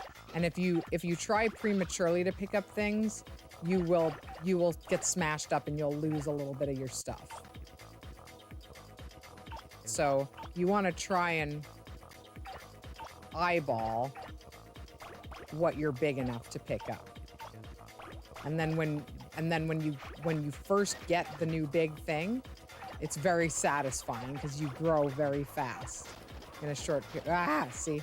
Yeah, you fall apart. Well, if this UI wasn't in front of my face telling me what to do, I wouldn't be smashing up so much.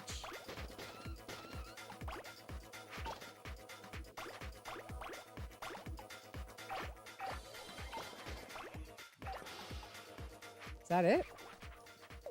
All right, I already did it.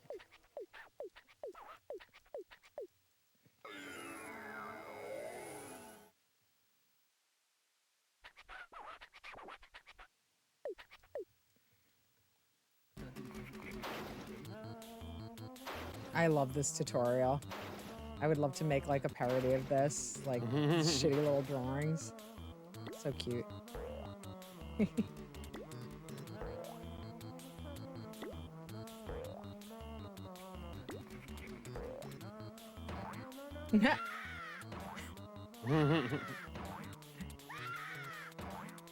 I gotcha.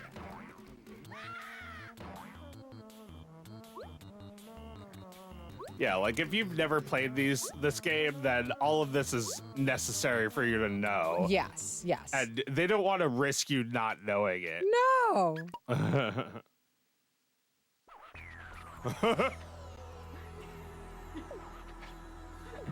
Yeah, like there is so much great artwork of the king being so much bigger than you. And being like, haha, my pathetic piece of shit son. You disappoint me so much. All right, let me see if I can access my data. Yeah, he's just talking about how much you suck.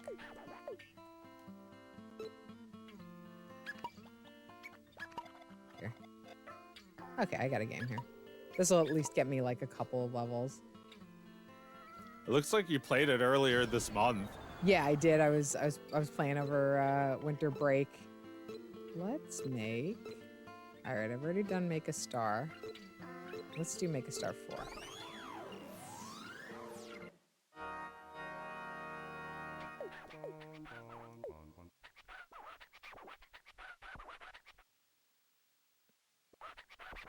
Yeah, incredible soundtrack in this game.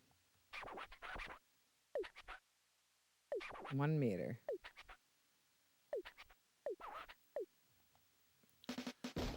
This is my favorite song. So, just with this game, we've already come upon another must-have. This is a reason to get a PS2, wouldn't you say? Absolutely. Like, this is all it would take, because you can't do this with anything before PS2. No, you could not. I mean, you might have been able to on Dreamcast, but they were already done developing Dreamcast games by this point. Right. No, this is truly unique because of the scope of the world that the console can render. These balls. Oh. Yeah, shout out to Namco, who was still making classic games like 30 years after Pac-Man. Yeah. Yeah, taking a chance on the weird ones. Oh, no Legos yet. No! Hard. All right, I'll get some little shit.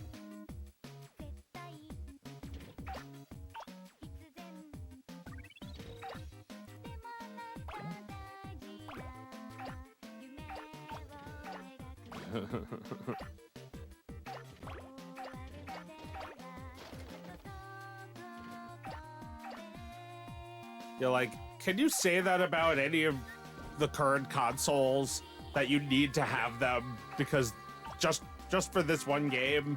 I don't think so. Nothing's really console exclusive anymore except for Nintendo games, right? I guess. Yeah. There we go. Legos acquired. Whoop, no.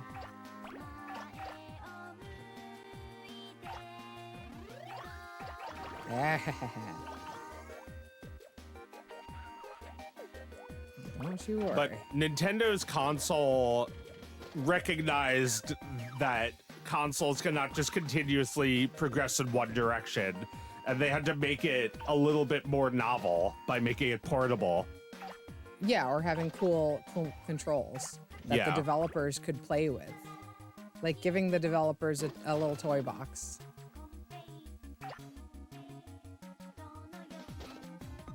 The going is slow here. Nope. So like they, you know, obviously they create all these little barriers that, oh yeah, I got mice. They create all these barriers that you have to be big enough to blow over, and then you can access different parts of the map. Oh my god, these mice.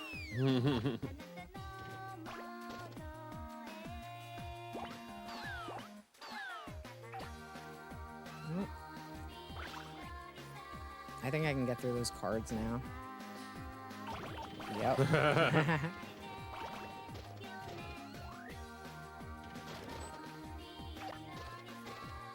They don't want me to go through here yet, but I'm coming.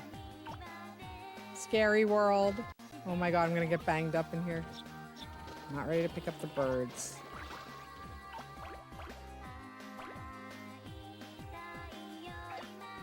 No, those magnets look good. Like, when you think about the PS5, all I know about it is that it does ray tracing. So, like, we could have reflections that are real reflections on the PS5. I see. Otherwise, they would just be simulating like a mirror image of the graphic. So, I'm not saying there's no potential for must-have games with just that one feature. I'm just saying I don't personally know any. No. Well, yeah, the feature doesn't mean that the good games will come. No, because there's not entire teams of people trying to make this console work. It's like you're going to be on your own, you know, and everyone else is going to just be developing it for everything. Right. Oh my god, I am doing terribly. Katamari heads will be slapping their foreheads watching me play this. Katamari heads will roll. Yeah, my father is going to be so mad. Father is going to yell at me. Oh, I don't know where I'm going here.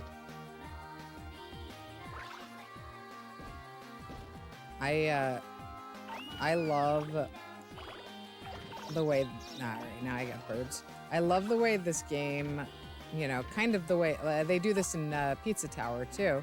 The game shows you the face of the guy you're controlling close up, just so you don't miss out on his great little face while you're playing.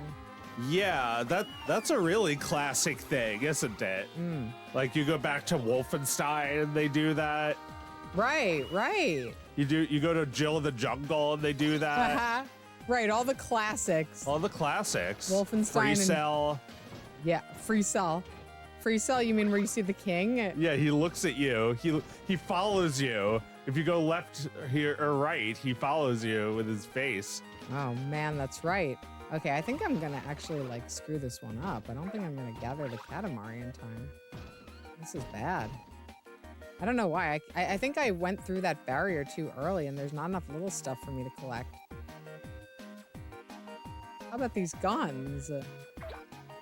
Ah, now you're the guy with the gun. I'm the guy with the guns. This little pig. Oh, can I go through here? Yes, I can. Where are you taking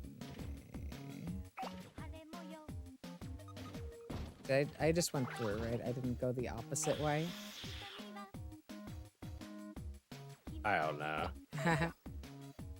All right, no, this is where I came through. Right. Let's see what's in here.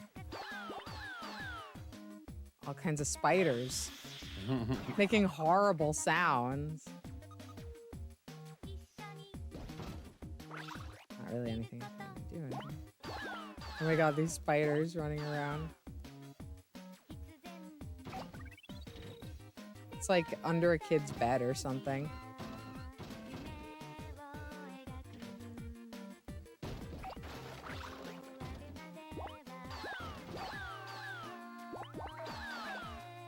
All kinds of creatures running away from me up here.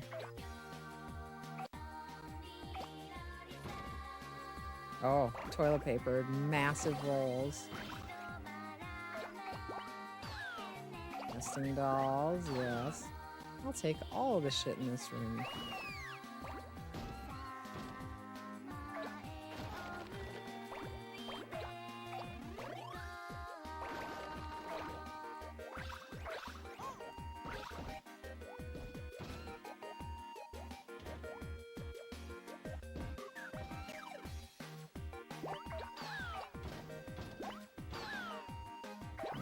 Chaos of this house.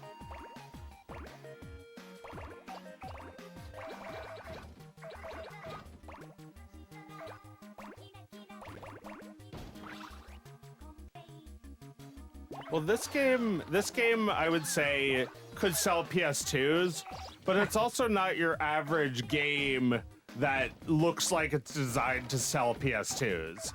No. That would be like Gran Turismo. Right. It, I mean, it shows off what the console can do, but it's also like, it still feels like a small game. Yeah. It doesn't feel like the scale of it doesn't feel massive. It doesn't feel like an endless game.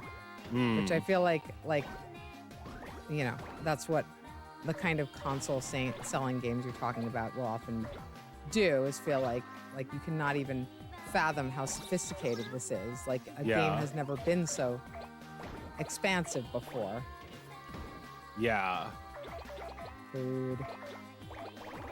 The whole picnic is mine. The flowers are mine.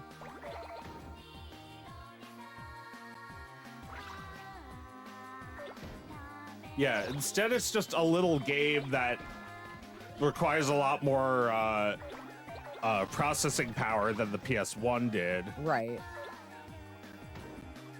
Still quite small. Yeah. It's small, but there's room to grow. Mm-hmm. Yep. And grow you do. You can, oh hell yeah. You can take over an entire planet eventually. This terrible timer music. I don't know if I'm gonna get big enough for the king. How much do you need? 1 meter? Oh boy. Yeah, I'm not even close. I did terribly. I'm embarrassed.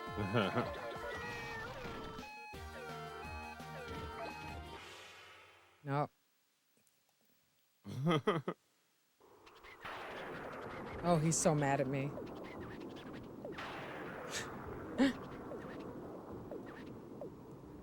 Terrible. All right, let me try one more time. Katamari should not be so stressful. Stardust, it's all I made. Pathetic. All right, let me make cancer.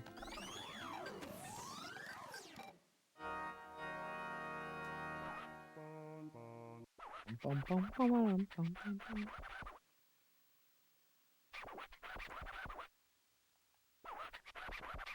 Nice Katamari. So when did consoles stop being the most important thing? I feel like Xbox was a computer from the start. Yeah. When the Xbox came around, it was like, well, what's the point of getting this? It's just a Microsoft computer. It's just a Microsoft gaming computer, right? Yeah. It's like, if you already have a PC, which we always did, then having an Xbox just seems like a computer you can play on your TV, which we also did. Right. All right, I need to roll up crabs. That's why it's cancer. So I need to roll up a lot of stuff, but I need to especially roll up crabs. Oh my god, ants. I love rolling up bugs. Oh, nice. And you just pick up something so big.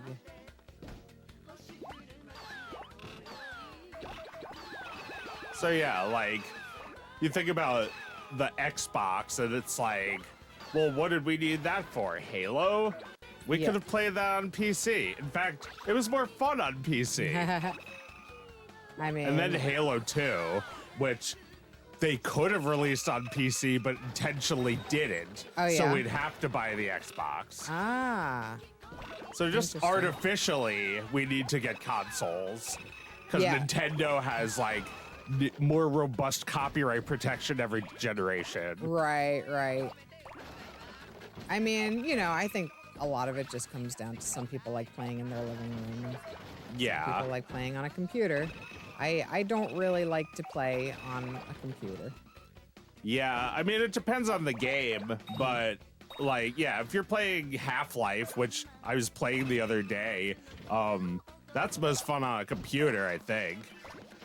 I just don't like sitting in front of a computer with my controller. I like sitting on a couch with a controller.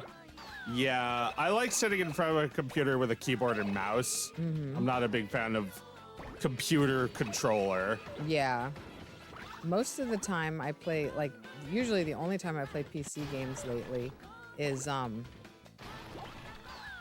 when I just connect my Steam Deck to the TV. Yeah. That's what I want. That's what the heart wants. So we're climbing up past 10 now. We should start thinking about heroes and villains. I mean, I would definitely give hero status to the volunteers who organized MAGFest. Oh yeah, I would. Yeah, I would also say that the water cooler was one of the heroes. The water cooler. Oh, you partook from the water cooler offer. Water was cool once, and now it's part of us. Now it's out of us, and it's warm now, but it'll be cool again when it evaporates. And then we'll drink it again, and then it'll be part of us again. Knowing none the wiser of where it's been. Not that it matters. To water, why care? It's water. Water is wet. That's all you have to know. Who cares where it came from? Blessed be all the sacred water on the planet Earth. Which was ice once, and one day will be again. I hope so. When we're dead, the Ice Age will come back. You're saying water will be cool again? It's always cool again. Because water was never cool. So it'll always be cool. That's right. We love you, water. Oh my god, I did not get enough crabs to make cancer. My dad's gonna be so mad at me. Yeah, so one of the staffers at MAGFest was saying that he gets paid for New York Comic Con, but it sucks, and MAGFest is fun. Oh yeah, no, the king's happy. Yeah, yeah. So, cheers to all those volunteers who worked at MAGFest, because they really worked hard. Like, I was shocked that they kept that shit together, considering how much they had to keep track of, and that they were all volunteers. Yeah. Let's watch the side cuts. I feel it. I feel the cosmos. Cancer came scuttling back. So yummy. Oscar. All right. You wanna try? I'll just watch. Okay, I'll do one more and then I'll give it to you. All right. All right. We made cancer. Should I try again with the star? Let's make a star again. Villains. Uh-oh. I guess Butch Hartman's a villain. Yeah. Pretty insidious. Yeah, pretty. Well, it's just, yeah. I mean, part of me thinks it's sad, but I also think Will Smith is sad, and he is a villain nonetheless. Yeah, I mean, he's perhaps a bit of a victim as well. Yeah. I don't think he really had the power to get out of that.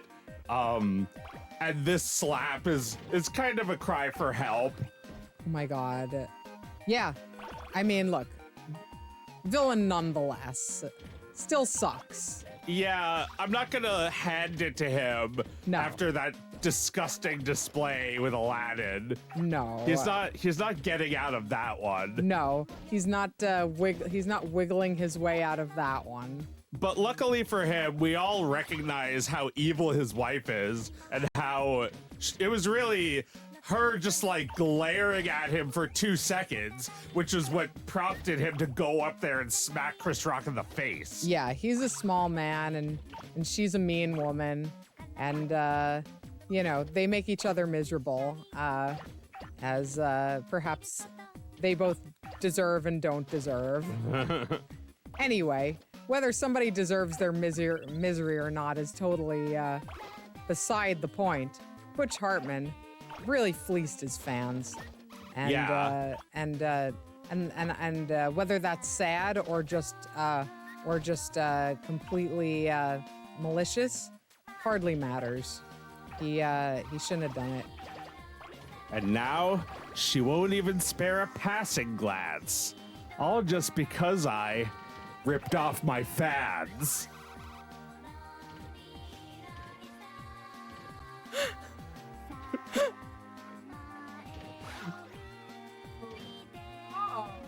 Yeah.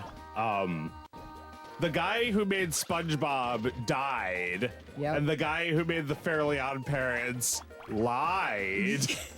He lived to lie another day. Yes. While poor Steven Hillenburg is no longer with us. Yeah. He died a hero's death. I mean, it's true. He died with SpongeBob being great. It's only after he died that people have been trying to get SpongeBob back Yeah. in a pathetic way. That Yeah. won't get him back. No. No, like we've been saying this whole time, you can't experience fun for the first time a second time. No, you certainly cannot. And that's why remakes suck. They think they can get you again, but it's really just regurgitating a teeny bit of that original helping. Yeah, and I want people to have fun for the first time. I do.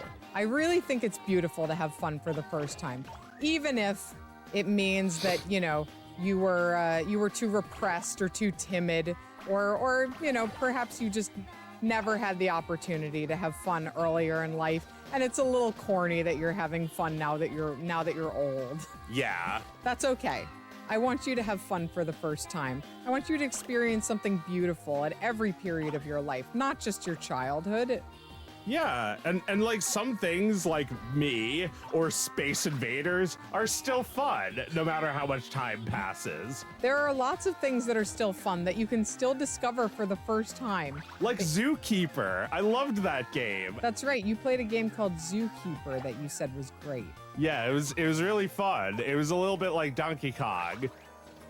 I'm trying to think if I played any like games at MAGFest that I'm now just thinking about. Well, I've played a few games since I got home from MAGFest. So, Joe, do you remember the game Goblins? Goblins? It was like a Sierra point and click puzzle game, right? The Sierra published it. But Yeah. it was made by this French guy whose name is escaping me. Unfortunately, I believe his name is Pierre, but I don't know Okay. his full name. But he made a bunch of these games, and it was always like Goblins too, and it was like 2 eyes in the title. Oh my God, I'm doing bad again. I've learned nothing. Anyway, he made Goblins 5 pretty recently. Oh yeah. Yeah, and he actually made it in Adventure Game Studio, which is the engine that Nice. which is the engine that I use for my games. Cool. And I only discovered that because I was having trouble running it I hadn't even, like, I bought it a while ago and I only played it yesterday. And I was having trouble running it because it's in French and you have to like run the setup file just to change the language. Uh-huh. And it took me a while to figure out how to do that. And when I finally got into the setup file, I was like, oh, this is an AGS setup file. And then the fun began. And you know what? This game was fun in the exact same way as those old Goblins games. Nice. Fun returned. You know why? Because it's the same guy. The same guy. And it's not even J.K. Rowling. No, it's just the same guy who still draws the same way and still designs games the same way. And if you and all you need to do is trust in that process, and he'll make you another one of those fun games. Nice. So that's been my pick this year. Definitely not the most polished game that I've played in a while. But if you're willing to give it the patience it deserves, as like a solo dev project made in Adventure Game Studio, the rewards will be great. Please let me get the pig. No, not yet. But I think I can get. Well, I think people are starting to wake up and realize that they matter and that like their art may not be the most sellable things, but it still also matters. Yeah. I mean, I'm trying to get on that level myself. I feel like some days I feel like I've reached the limit of sellability. That all of the people that want the shit I'm making have already found it. And I know that's not true. There are limits to my own reach that are, preventing people from finding the game yet. But also, You're doing yourself no favors by attempting to like bend to the whims of like capitalistic nerd culture. no, because you're never going to actually predict what a hit is going to be. You're never going to like predict what the final form of your creation is going to be. If you do, then you made something really fucking boring. Yeah. Yeah, like, when you make something that's offbeat, like this game, for instance, suddenly everybody's scratching their heads how it fucking happened. Because it looks nothing like all those other things that people have been spending money on lately. No. But somebody had this idea. Oh, I don't know if it's out yet, but there actually is a new game by the creator of Katamari Damacy. I think it's called To a T or something. It's about a teenager who is who gets stuck in making a letter T with their arms. That's all I know about it so far. And I don't know if it's out yet, but I think it's like a story game about a teenager. Interesting. So we should definitely get on the level of like that. a teen who's stuck T-posing? Yeah, exactly. Yeah. That's pretty good. Yeah, I mean, I'm sure it's delightful. Like, oh yeah. Oh yeah. The big objects are coming. Give me some cars. Nope, not yet. These cars are pissing me off. This game is like a metaphor for like linear progression. Like you can't just like bite off more than you can chew. You have to work up to it. Mm-hmm. And when you do, it will be so satisfying. It'll be like magic. Yeah, people will be like, "Who's this little guy? Who's this bum?" Oh, you're gonna remember my name eventually.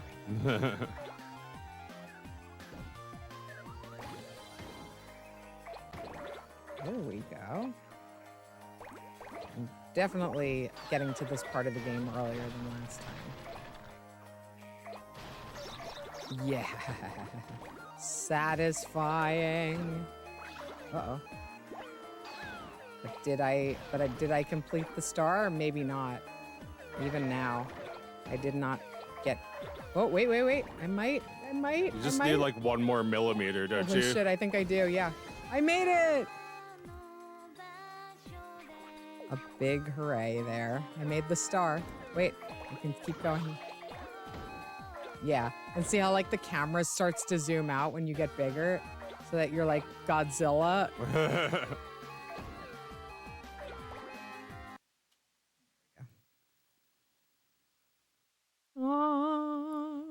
Yeah. Thingus villains, all the people who weren't at MAGFest, like the advertisers and the celebrities. All the things that we thought might make MAGFest not fun, who ended up not being there. But they ruined every other convention, so we can still hate them.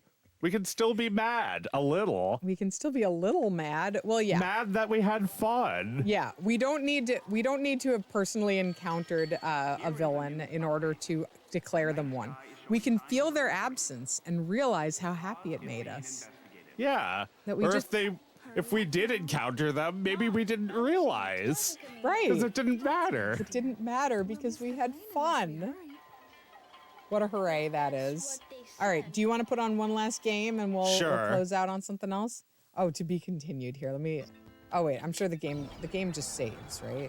I don't have to save it myself, I don't think. Probably do. Oh, I do. Yeah, this is PS2. All right.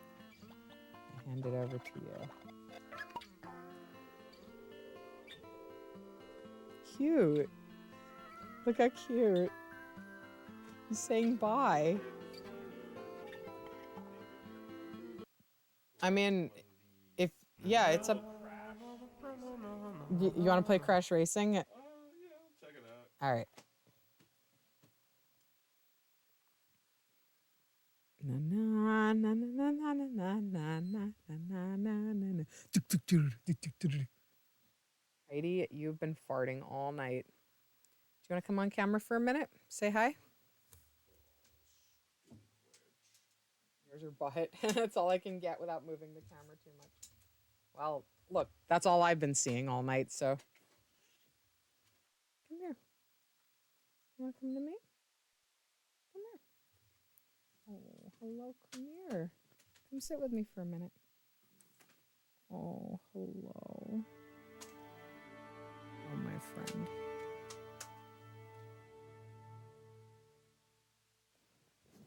Yeah, so you're making a game where Mara wakes up on a terrible futon. Mm-hmm. That was the exact futon that we would play that game on, right? Oh my God, you're right. That's a Thingus. That's a Thingus. Is this off? Yeah, it turns itself off, I think, when you turn the game off. All right, how do I play this? Mm-hmm. So I've never played this game, but it seemed up my alley. Uh-huh. Yeah. Worth checking out.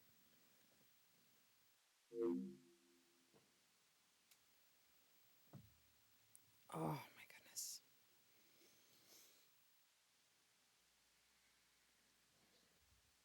How's everyone doing tonight?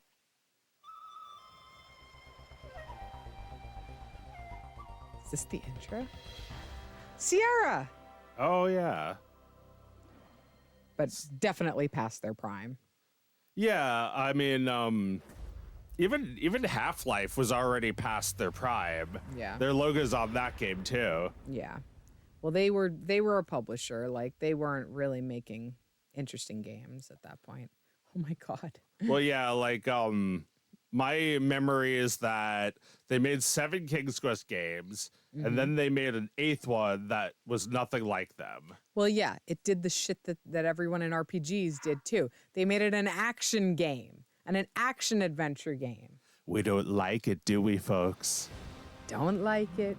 Not King's Quest, not Sierra. No Sierra time to think. online, more like offline. Sierra on the rocks. That's what that game was. Oh yeah. Oh my God. Look at all these characters I don't recognize at all. See, problem with this game is that I just love watching Crash Bandicoot run. Yeah. He doesn't run. Oh, wait, he's running a bit. Wait, why? I don't know. Just when the game didn't have me, they threw that in. Yeah, is there platforming in the racing game? I guess. Maybe you jump out of the car and you do a little platforming and then you get back in your car. Weird. It's like, oh, I love the physics on Crash are so fun. I wonder how they play. So I guess this one was released around the same time as Mario Kart Double Dash, because that also was like a tag team. Right, they wanted to compete with Mario Kart. Oh, that's right. We played Mario Kart Double Dash at MAGFest on a LAN setup. Yep. Fun for the first time. Fun for the first time. Because who's actually playing that? Like, how many people actually got to do that in 2001 or 2002 or whenever it came out? You would have had to be one of the like 100 dorks who like you and all your the 100 dorks who like, you know, you and all your friends were out of college. No! Does this suck? No, just the tutorials. The tutorials. I don't care. Yeah, you don't need that. No. So There's too many voices, and yeah. there's tutorials that they stop the game. They stop the game. Don't stop the game. Oh, Heidi, I'm sorry. Are we yelling too much? So you'd have to be, you and your friends would all be out of college and all have like IT jobs. So you're making plenty of money and you've all got a GameCube. And also you all like went to either high school or college together. So you all live in the same town together. So this is like 0% of people. I mean, I've known people who were like this. It's a very, very small percentage of people. Most of them did LAN parties with PCs. Is the thing. They didn't do LAN parties with GameCubes. Because like you and your friends would all have to own a GameCube. Yeah. And nobody, off the bat, nobody even had one. Yeah, nobody had a GameCube. Everyone had PS2. Right. Yeah. Because, you know, you need a PS2 to play GTA. Yes. And I was like a 14-year-old boy. So like the other 14-year-old boys would have called me gay. But I was like, guys, do you want to play Mario Kart Double Dash on a LAN party? It's like, no, we're straight. Right, that you were just if you wanted to prove to people that you were tough, you were going to play GTA as a 14-year-old boy. I mean, that was would you say that was the first Nintendo system where there was like that hard dividing line that like Nintendo's for kids and PlayStation and Xbox are for the big boys? Yeah, I think starting in the GameCube era, it was pretty apparent that Nintendo they knew that they weren't going to compete regular with the other consoles. So I think they were like, let's make it look more for kids because it is more for kids. Right. But also, you know, the same quality from Nintendo that you've come to expect. Yeah. Oh my god, these tutorials never end. Oh no. You died during the tutorial. Why stop me right on the edge? Don't they understand how nervous that makes me? I guess this isn't a real game, so it doesn't matter. No, if you fall, whatever, they'll just they'll just be like, you just died. They'll bring you right back. Look at that massive, like, muscly bandicoot.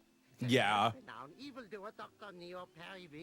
The origin of horny in the Crash series. I mean, I think Crash himself was the origin of horny. This like That's shirtless true. little dude in skater pants. Well, also in the first game, he had like a sexy girlfriend. Oh yeah. What's her name? Tana. Mm-hmm. You accessed that name much sooner than you said it out loud to me. Perhaps this Yep. is the answer to our dilemma. This deranged theme park is fertile ground for us to plant a new seed of All the churros we can eat and rid ourselves of the bandicoots all at the same time. So this is not engine rendered, right? This is all, I'm racing for Ovum. Yeah, you can tell that this is rendered. yeah. So, if I win, you'll hand over the deed to this amusement enterprise? Although PlayStation, like, animated characters were very capable like this. They're true. pretty close to this, just without all the like lighting and everything. Right. They would have looked a little flatter. They would have had less polygons, but they would have had this amount of animation. Right, Like if right. you play Jack and Daxter, it looks a little It like looks pretty this. much like this, yeah. this way or that. Pull down, you go I think that was one of those games that's like, yeah, you got to buy a PlayStation if you want it. Yeah. Jack and Daxter, yeah. Okay, here we go. A lot of story for like a Mario Kart game that's so far we haven't seen any karts. Yeah. That reminds me, there were like there was a Mario Golf game that had a lot of story for the Game Boy. A lot of story? Yeah, like it was like an RPG kind of. It was Really? pretty fun. Like Interesting. there was a studio called Alpha Dream. Do you remember them? No. They made Mario and Luigi. Okay. And they also did like some sports games. So they had experience making RPGs like Mario and Luigi, but they also did the sports games. So they put RPG elements into them. And it was kind of neat. There was a tennis one too. Hey, That sounds see that fun. fine ride over there? Yeah, that shiny vehicle. Crash can perform Oh my god, you're still getting tutorials, but at least it doesn't stop the game. I'm sorry. I was trying to hear what he was saying. Could you be quiet, please? All right, we're doing a podcast. Sorry, I forgot. Also, I probably died because I didn't listen to him. Well, thankfully, he's not repeating himself. Oh my god. Crash is racing to get to Pacific Sunwear before they close.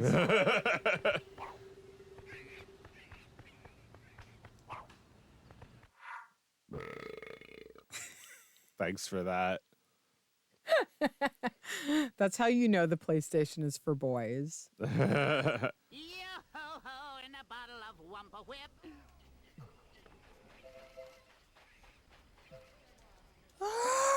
threads, baby. When you come across a person with All right, I unlocked a racetrack. above their head, it All means right. they have He's trying to keep talking. I'm not letting him. You're speed running this just to get through his voice. Oh my god, why would they think I want that? Crash has a little definition on his arms there. Well, you know, he's got more polys. Yeah, he's been working on it. On maneuvering your vehicle, I never see anyone dressing up as Crash, even though I remember the early promotions for Crash having a guy dressed up as Crash in it. That's true, although it's like a whole fursuit. Yeah, And not everybody's willing to put one of those on. yeah. But I'm surprised I've never seen one. Press the triangle button. Oh my god. Triangle Come button on. separate. Can't you... Oh my god, these tutorials never end. Yeah, like, can't you just, like, No. work on a television show or something? Can't you just do voices for, like, an actual Yeah. show? Can't you do annoying anime dubs? Like, they think I'm still listening. Like, you've played a video game before. Now that's what I'm Shut No. up. While you're in control of a turret gun, use the left analog stick to aim and the No. X button to shoot. Say hello. So I remember, I have never played any of these games, but I remember the first one getting good reviews. I Okay. don't know about this one. Right. Oh, you never played Crash Bandicoot? No, the racing game. Oh, this is Got the good second. reviews. This is the second racing game. Well, this is PS2, and Oh. the first one was for PS1. Gotcha. Yeah, this demands a lot of. This is you. like Banjo-Kazooie nuts and bolts. I mean, we were playing Katamari a minute ago, and it did have, as good as the game is. Quite it a did few have, frustrating tutorials that you Yes. can't get away from. Yes. So perhaps this shit's been going on for longer than I remembered. Yeah. Unfortunately, game tutorials are really stupid in every era, I guess. Well, Yeah. like, I don't know. That I guess they were thinking that like people are getting frustrated with the games too easily because there's too many games to play. So we have to get them to accept the game sooner. Yeah. Yeah. But like, for me, it's a turnoff when the game has too many tutorials. I'll play until I get to a save point, and then I'm like, I'm exhausted, even though I've barely done anything. Yeah. Like, I feel like this was just a study session for me. After collecting a weapon or special power-up item, press the circle button to I think this might be the last game. I think- know! You just told me with text! You made me press the circle button just to dialogue! Sorry. I mean, I completely agree with you.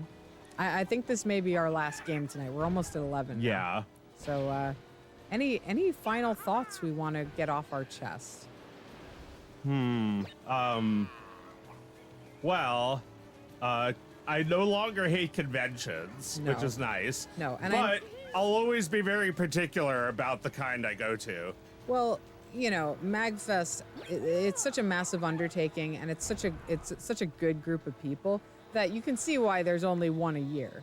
I mean, you couldn't do MAGFest every month. Well, they have two MAGFests, but like, I'm probably only going to go to the one. The other one's on the West Coast, right? Yeah. Yeah. I like that this is regional. You know, there were a lot of locals at MAGFest. You know, I spoke to one guy. You know, it was real cold and windy out. It's only one place to smoke, and it was a little crevice right next to the pool. Where there was no wind, and you know, the bitter cold. You could smoke in the bitter cold without getting your lighter blown out immediately. So everybody was jammed in there, and every time I went in there, I was just talking to people. And I talked to a guy who used to be a competitive gamer. He used to compete in like esports, and he's now like, you know. He's like old for an esports gamer. He was like in his early to mid 20s, you know? And he was saying how things kind of suck these days. Like one thing that kind of sucks these days is that all of those. I'm doing that.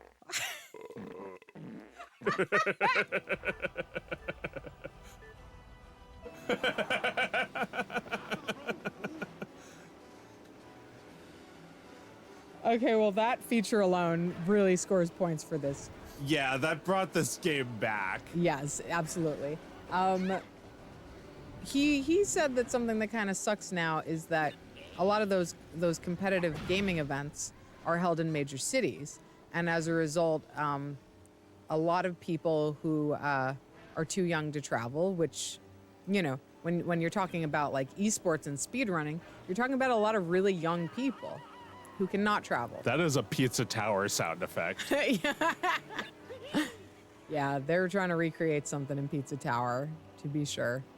But yeah, he was saying it just kind of sucks because kids can't go to competitive gaming events unless they're really local.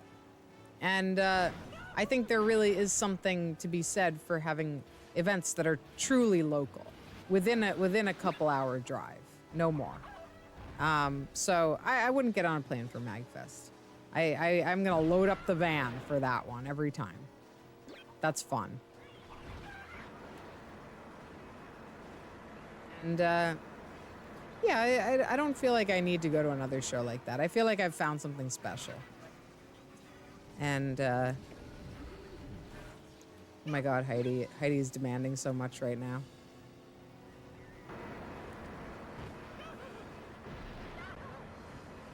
Well, yeah, let's see.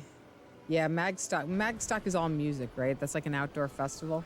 Yeah, that's I do feel like the time for me to introduce that into my life has passed. Besides, no slight to the music portion of MAGFest, but if I go to a music festival, it's gonna be for like music that's not based on video games. Yeah, no offense, but it sounded better in the video game, didn't it? It sounded better in our heads, actually. Yeah. Look, I get why they do it.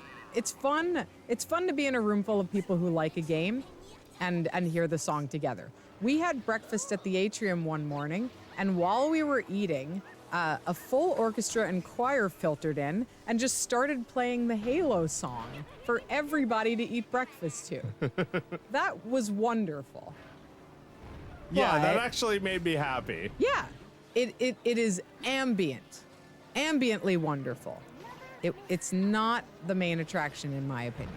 It's just you know, I'm not going to a place for fursuits, but I love when they walk by. Yeah, I love MAGFest. I'm not looking to recreate that anytime soon. It's like summer camp. Yeah, that's just not my bag, baby. But if you have fun there, I'm happy for you. I'm happy for anyone who goes forth and has fun. Have fun with my blessing. Have fun no matter how embarrassing it might be to someone else. They're not here. Don't No. worry. No. Find the place where that's the case. It's not at New York Comic Con, No. but it's somewhere. It's out there. And I finally believe that again. And what a wonderful feeling that is. And I look forward to finding it in other places. Yeah, like instead of expecting like a big movie studio to acknowledge some fucking thing that you, a geekazoid, are the only person on earth who cares about, you could just do that. Just be the only person who cares about it. Be the only Don't person look who for cares. validation from people with money. Yeah. And like, you know, get a life. Like I don't mean like things that aren't obscure. I actually mean mean the opposite of that. If you're mad because Barbie only got nominated for 8 Academy Awards, get a life. Why do you care about this shit? Why do you care? You and Hillary Clinton are the same on this one. Get a life. What happened?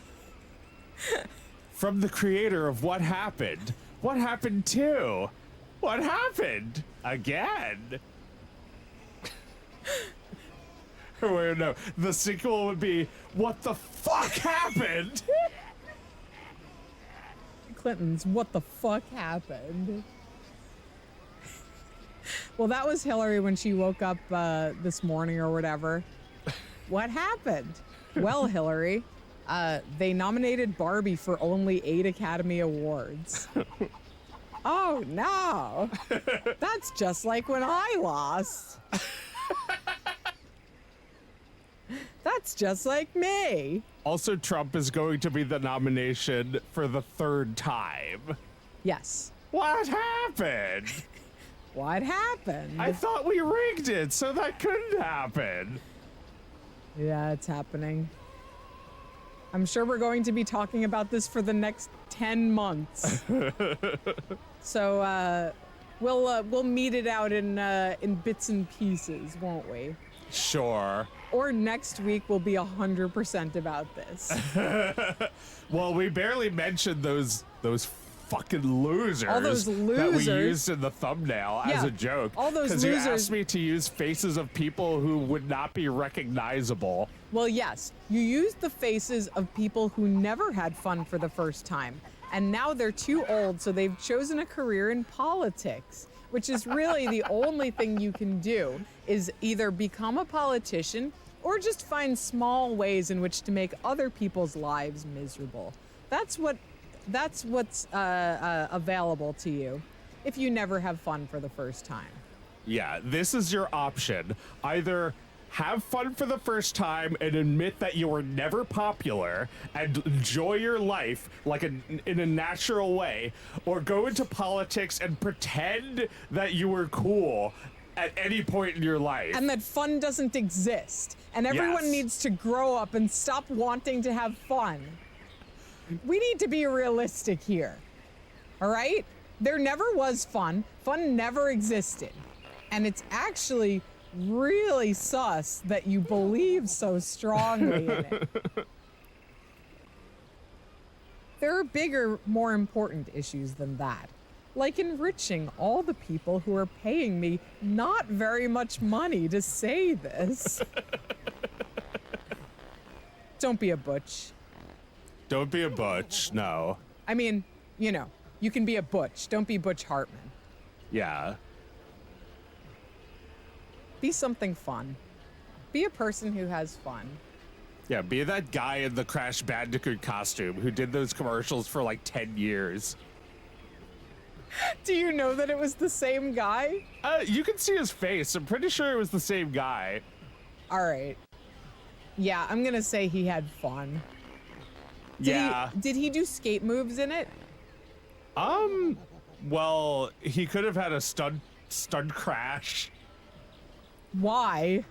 Why would you have a separate guy for stunts? Well, because there's one guy who like has to appear and speak. He has to have a not broken nose, a not bloody nose.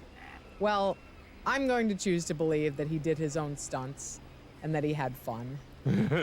I'm going to choose to believe that all of you, if you haven't had fun yet, that someday soon you will.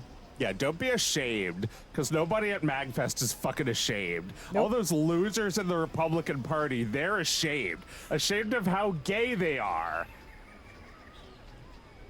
It's okay to be gay. And you know what? CPAC was just a little whiles before MAGFest in the same location. Ghosts of people who've never had fun. Walking around the whole time while Ghosts- we were there. Yeah, ghosts of people who've never been allowed to be gay. MAGFest is the cure. Fun is the cure. Yeah, don't go to New York Comic Con. Don't go to San Diego. Just go to a Geek Fest. Yeah. Like, I want to go to SIGGRAPH. Have you even heard of that? From you, yeah. Exactly. Find your fun. Find your fun and have it. Good night, everyone. Bye.